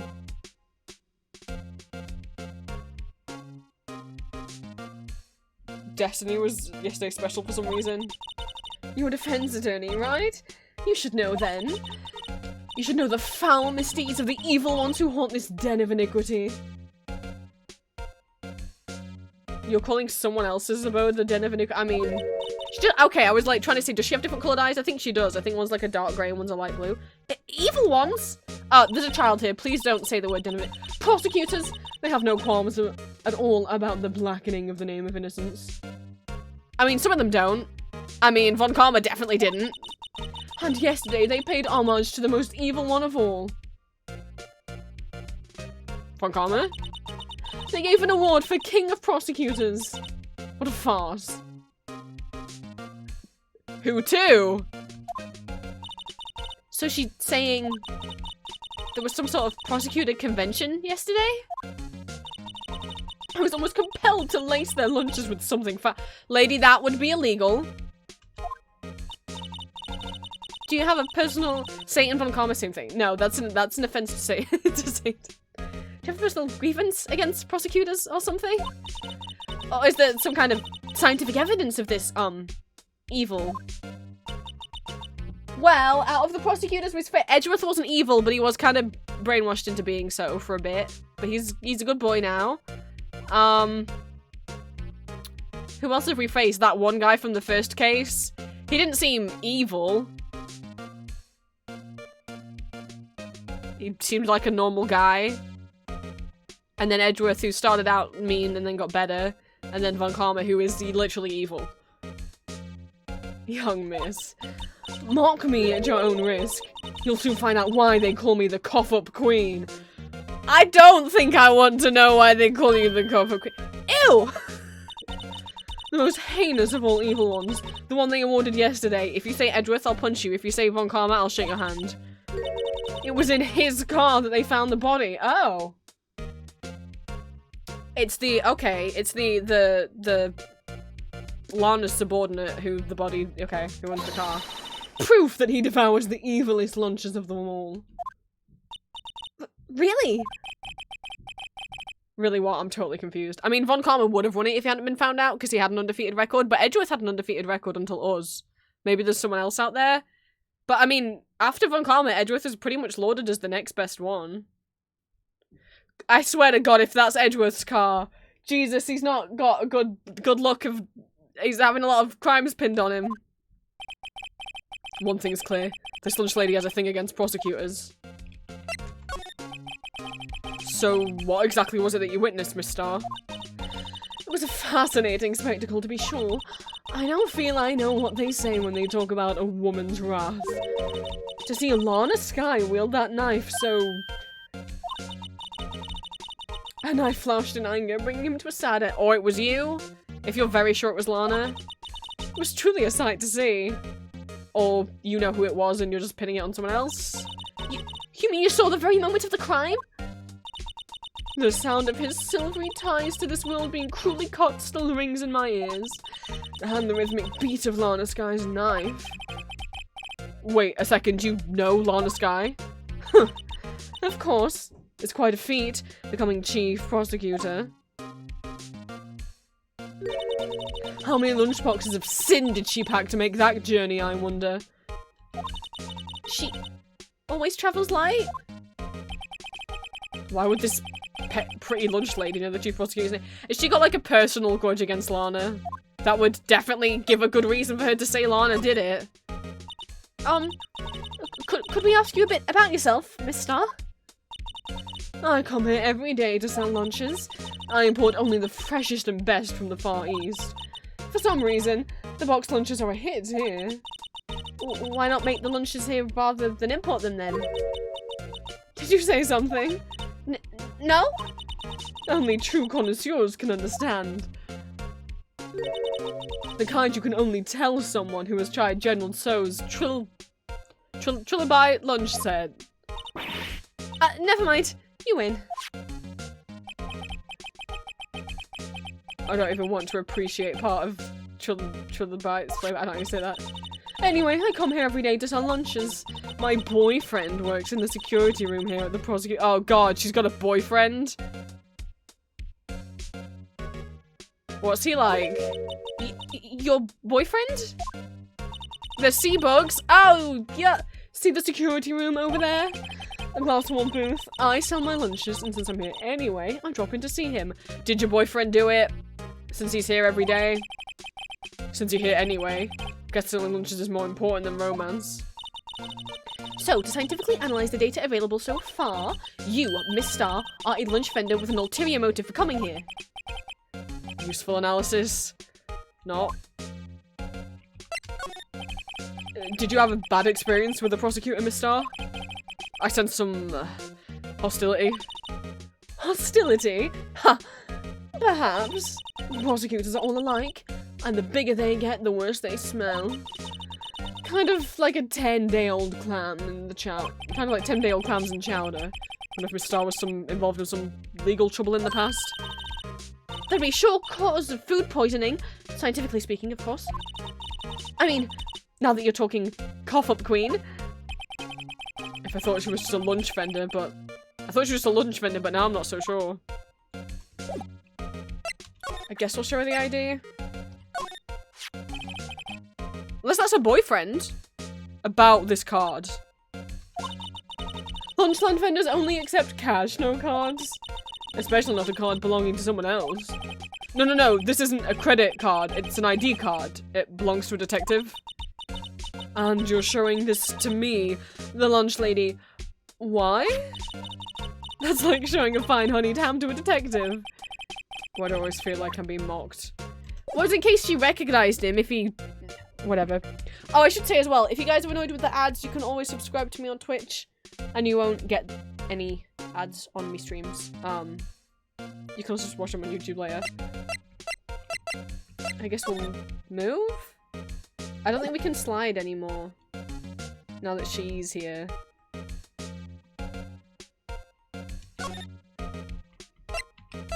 I guess we're going here. Wait! The jacket on the wall! Oh my god, the plant part! The plant part. One, I recognise the jacket. Not just because of the cravat, I mean I recognise that specific jacket. Two, that plant part, though. Three, if only Maya was here to see a steel samurai figure. Did somebody get promoted? Or is that a red herring? I've seen someone wear that jacket in the anime of Ace Attorney. Anyway, we're in the High Prosecutor's office. Room 1202. There's chess, there's a Silver Samurai figure, there's a plant pot that's like a reddish pink with a cravat on it. There's a cup, 2 tea sets. There's the award that I presume is for being the king of prosecutors. There's like a quill thing on the desk. This is the kind of room that just screams, I can do the job. Quite a change from your office, really.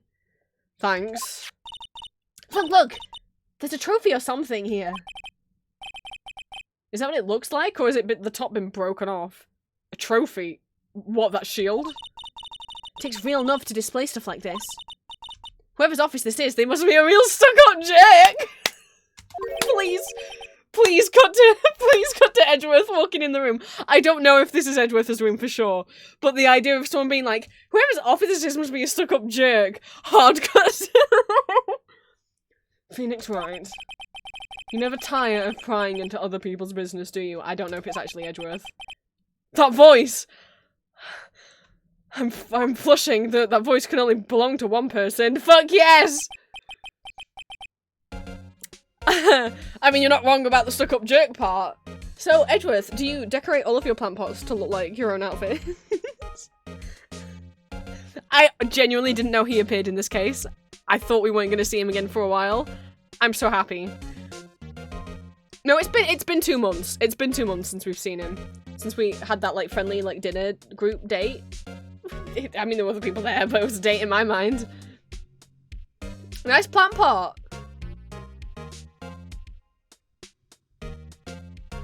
Long time no see, Edgeworth. Huh? Mr. Edgeworth? You know him from somewhere? Oh, of course! I'm his biggest fan! Oh my god. Oh, Edgeworth is gonna have a field day with someone being a fan. My sister introduced us once and... Well, you know, Edgeworth, I mean, I understand. You get introduced to him once, and how can you forget? Right, is this just Chief Prosecutor after all? Well, what brings you here? I'll warn you. He's gaining a sense of humor! I'm so proud of him! I'll warn you, I've been known to be a real stuck-up jerk. No, did I? No, it was just Mr. Wright here. He... Hey, don't blame me!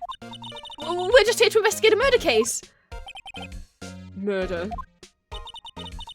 A body was found in this nasty bright red sports car in the parking lot.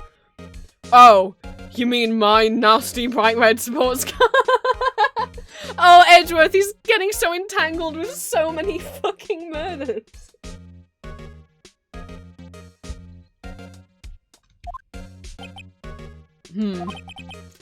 That would be my car. A new facial expression? Edgeworth. Why? It's like you're like half-lidded. Like, what is this? That would be my car. What of it? What? Your car? I'll say one thing, she certainly can scream. Hi, edgy baby. So the body was found in your car? Go ahead. Say it, right? You think I did it, don't you? How the fuck could you possibly think that? I didn't even believe you did a murder when you said you did a murder.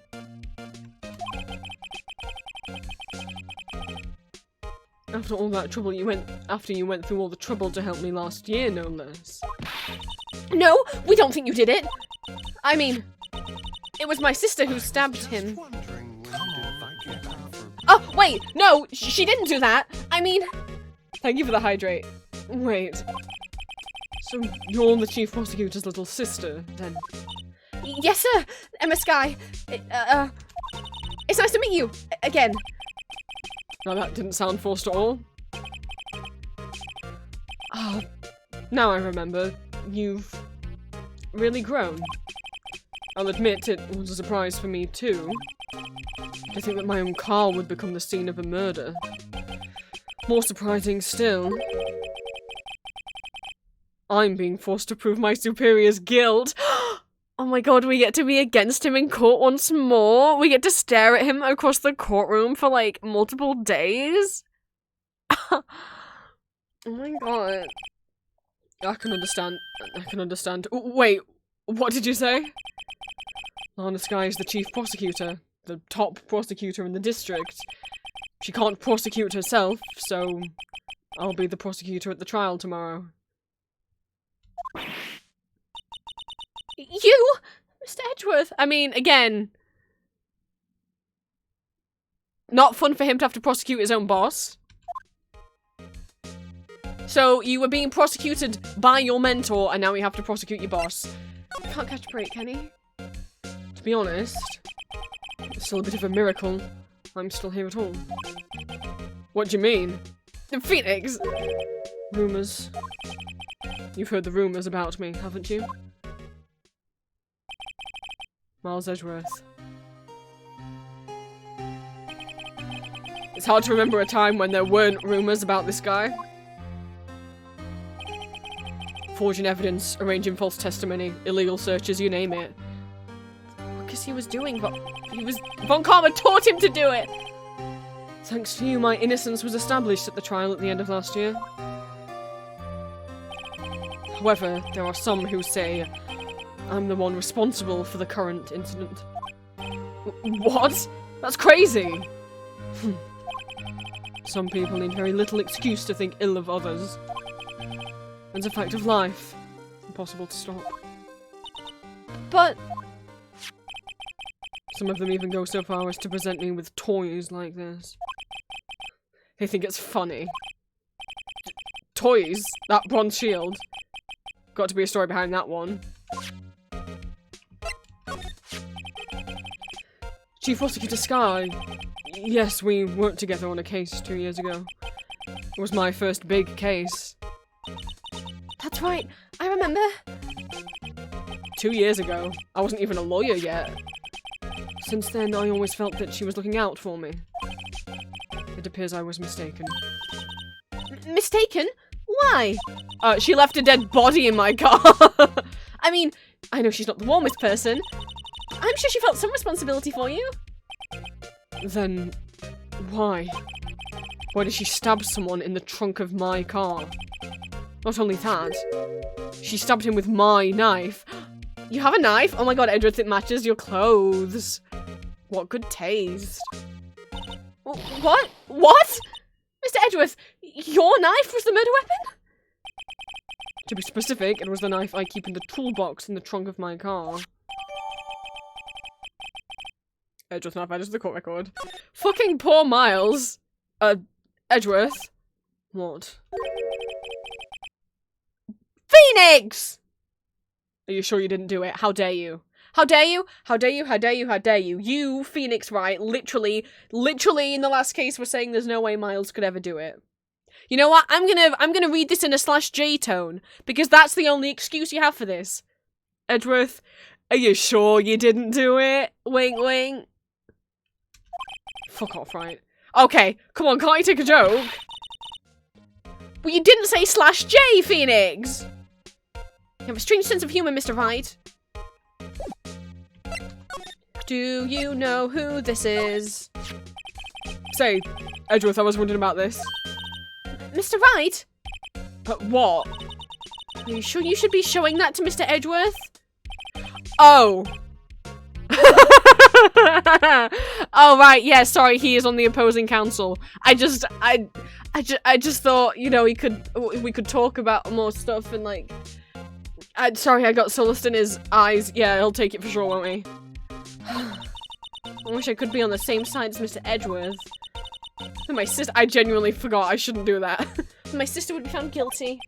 If she signs knee deep, I'm gonna start getting depressed. Phoenix, I think you might already. Anyway, wait, let me- how do I investigate stuff again? Maybe there's something on the back of the card. It's upside down. Wait, I wanna- how do I rotate it so it's not upside down? There we go. Can I read this, please? Apparently not. something, something, something, 100%, something, something, something, police department. I guess that's not important then. Let's look at this knife.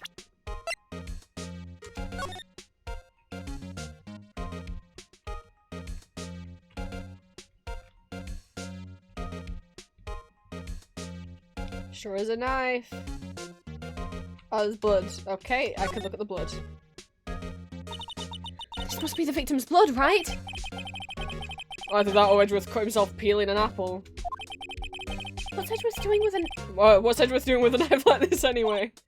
Hey! Maybe he spends his weekends buffing it in the wild. I really can't imagine that. I imagine it more like being like a letter opener or something. Edgeworth in the wild.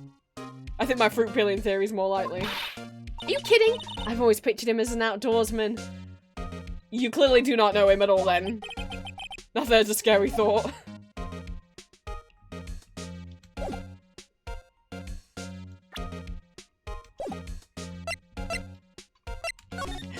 Let me just have a little... Hey, so Edgeworth, are you gonna talk about the award? I've been wondering. What the heck is this? It has a big K on it. King of Prosecutors. Huh? What's that?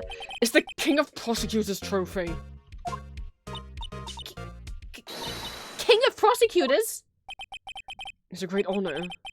They send that shield to the best prosecutor each year. What? So that K, that's... K stands for king. Yeah, you got a problem with that. I didn't design the thing. King of Prosecute. I think Edgeworth isn't proud to be a prosecutor anymore. King of Prosecutors, kind of like Employee of the Month, only better. I don't think he's very proud to have it though. So that's the King of Prosecutors shield, huh? Well done, Well done, Edgeworth. You must be proud to be King of Prosecutors. Congratulations, King of Prosecutors! Please stop saying that. Hey, Edgeworth, does this mean I have to call you my liege now? Still doesn't explain one thing. Wait. Okay, it is broken! I was like, is that the design or is it broken? Why is the tip of the shield broken off? So Edgeworth, do we have to call you like my king now? Wow, this jacket is even lacy than his usual ones. So in the anime, Edgeworth wears that in the in like the flashback cases from when he was a younger prosecutor. I don't know if that's what it is in the game, but that's why I recognized it. This must be his lucky trial jacket. Lucky jacket. Right, I've never seen him wear it. I'm sure there's a story behind why it's in a frame. Maybe I'll be naughty. I take a picture! She's getting way too excited about this. Hey Edgeworth, nice plant pot. My! What an amazing bouquet! Just right for Mr. Edgeworth. No kidding. Hey, there's a card on it. Back from the dead. From Wendy.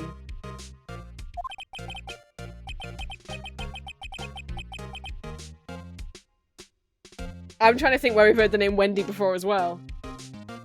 I don't know if it's something...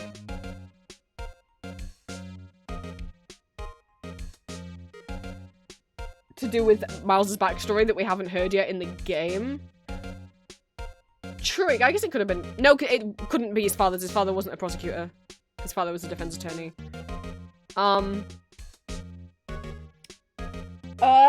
Fuck, I do feel like we've heard the name Wendy before, but was it in the game, or was it...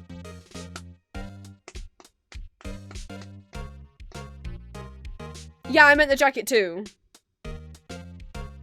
I guess it could have been. In the pictures we've seen of Miles' dad, though, in the past, he was just wearing, like, a usual suit, like a normal suit.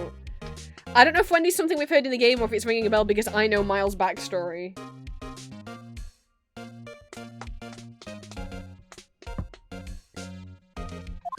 Yeah, Miles doesn't get his sense of style from his dad, it's all his own. And beside it, a giant steel samurai is Edgeworth secretly of... Wow, I want one! Huh? There's something written on the bottom of his foot. Between a rock and a hard place. Wendy. I was like, oh, maybe they're all from previous cases, and maybe this is from Will. No? For a second I thought maybe Oldbag's name was Wendy, but I'm like, no. No, she was called Penny. Back from the dead. So obviously the Steel Samurai is in reference to the Steel Samurai case. The flowers, what was the case before? That was Mia's death. Flowers don't really have anything to do with Mia.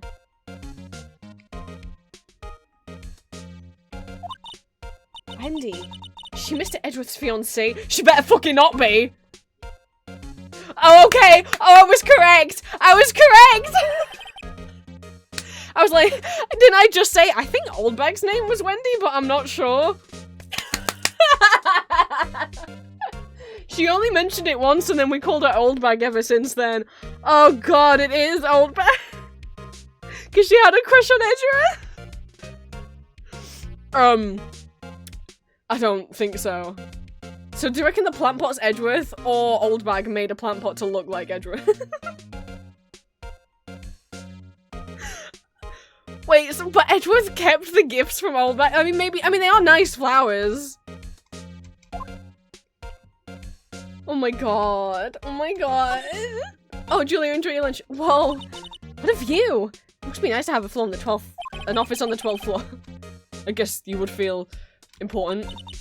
Incidentally, were you to jump out of this window, the time until impact— oh my god, don't tell me that.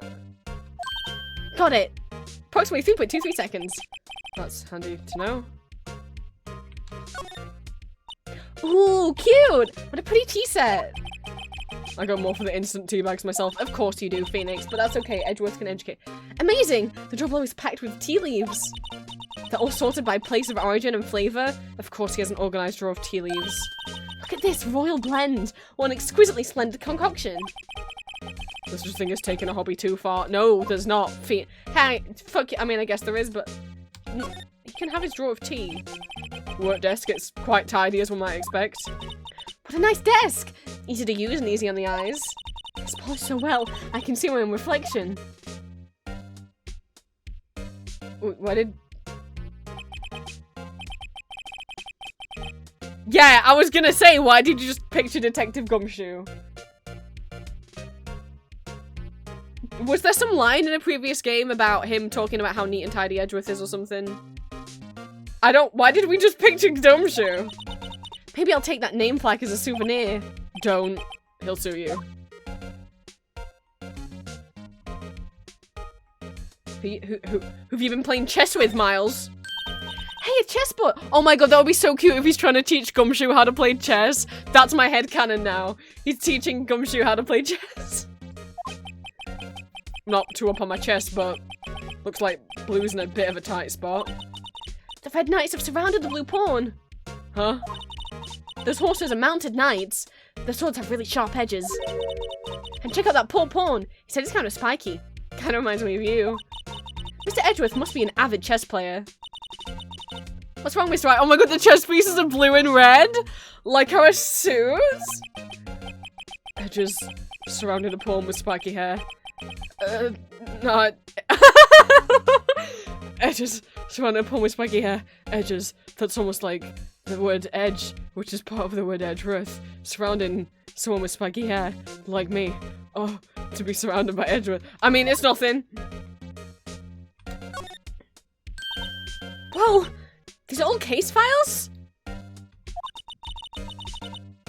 Oh my god, I have also seen the chess pieces in Animatics 2 Green. Oh my god. They're starting to the ceiling. There's even a ladder. Odd. I thought Edgeworth wasn't good with heights. He must have someone get them for him. Gumshoe. Yes! Strange. Why'd I just picture Detective Gumshoe? He must study these case reports so closely. He's so cool. You wouldn't say that if you saw him sweating bullets up that ladder. Didn't know he wasn't good with heights. We learn something new about Edgeworth every day. Mr. Edgeworth has such a comfy sofa. Sofas like this make me want to curl up and take a nap. Phoenix taking a nap while Edgeworth's working. I bet he paws over his case files here until the wee hours of the morning. Then he takes off his jacket, rolls up his Emma, you're gonna need to calm down. You cannot put images of him taking off his jacket and rolling up his sleeves in my head. and goes to sleep using his arms as a pillow. Oh my god, that's way too fucking cute. I don't believe it. She's actually daydreaming about Edgeworth working. Like you haven't, Phoenix. I bet in the morning he has silver hair and little creases in his cheeks from the seams. Stop, that's too cute! He's so cool. Silver hair is cool. When it's on Edgeworth it is, Phoenix. When it's on Edgeworth it is.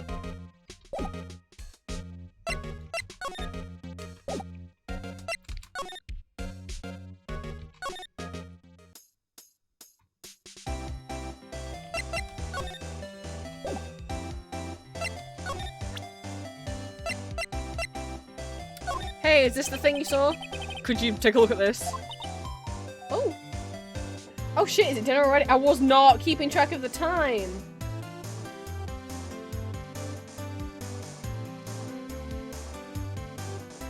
Oh, Julia sent me a new little emo. Oh, it's good.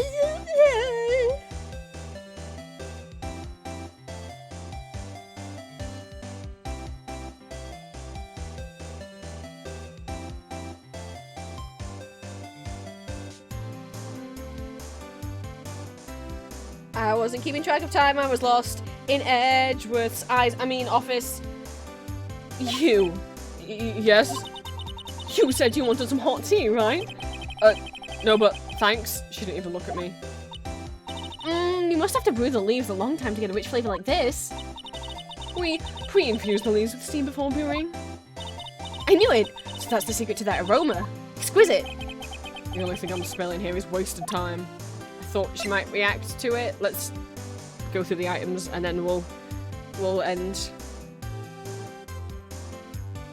What did she was imagining? Yeah, she was imagining Edgeworth taking off his jacket and then rolling up his sleeves and then having a nap on the sofa and then waking up with like bed hair and creases on his face from where the seams of his jacket was.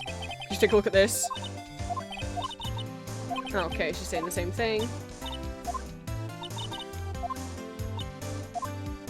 I guess we go back to talk to her sister now. Wait, one last thing. We have this ability now. Oh, there's a plaque on the bottom. Or is it everyone who's ever won it? Oh god, I think Von Karma's name's on there. Hey, oh my god. Hey, check it out, there's a metal plate here.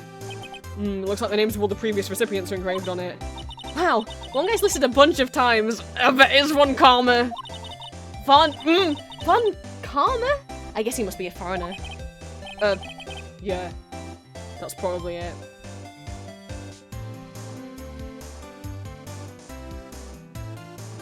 I fucking knew it. Well, wherever he's from, he must have been an amazing prosecutor. I'd like to meet this Mr. Von Karma sometime. No, you wouldn't. No, you wouldn't. When she says it, his name does have a kind of ring to it. No, let's bygones be bygones. By which I mean never speak of Von Karma again.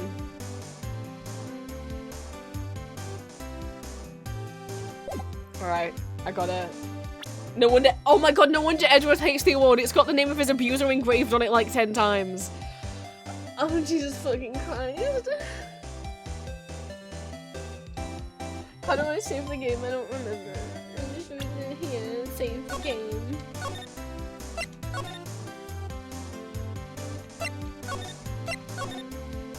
Alright guys, I don't think I've got it. If I'd noticed the time, I would have stopped early enough that we had time to like properly say goodbye and raid. But I don't think we do. But we'll have time tomorrow, because I don't have to rush off for dinner later. Let's get out of the game.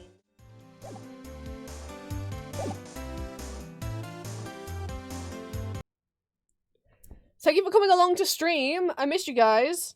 I will see you same time, or if not, a little bit earlier tomorrow for more Snufkin, and we'll be reading the Stanley Parable newsletter, including the fanfiction written at the bottom of them. Let's find out what's going on there. I gotta run before I get shouted at, because that text was sent like 4 minutes ago now that dinner was ready, so oopsie. Me and Julia will keep you guys updated with what we're planning on doing for the donathon to raise money for her medical bills. Whenever we have like a proper, you know, like a proper little picture, you know, like I had for the subathon in the past. Oh, I still have it here. Once we get one of these made, we'll do like a proper little announcement thing.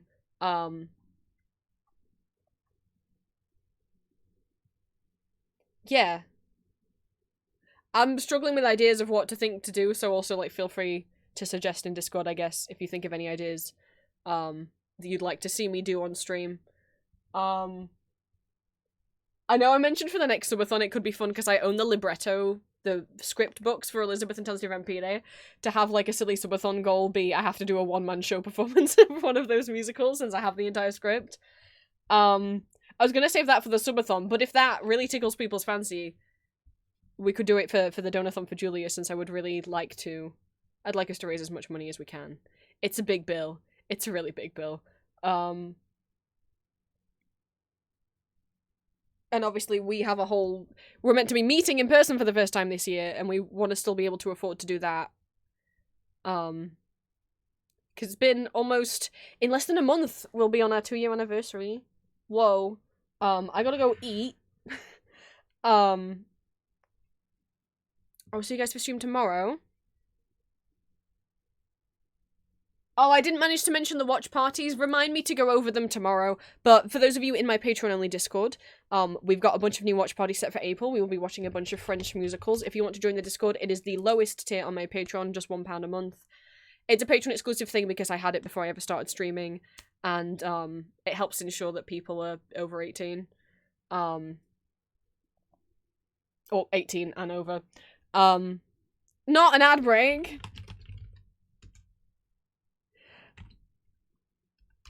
I'll see you guys tomorrow. Bye. I'm typing in chat as well for people who've got the ad. Bye, guys. Mwah.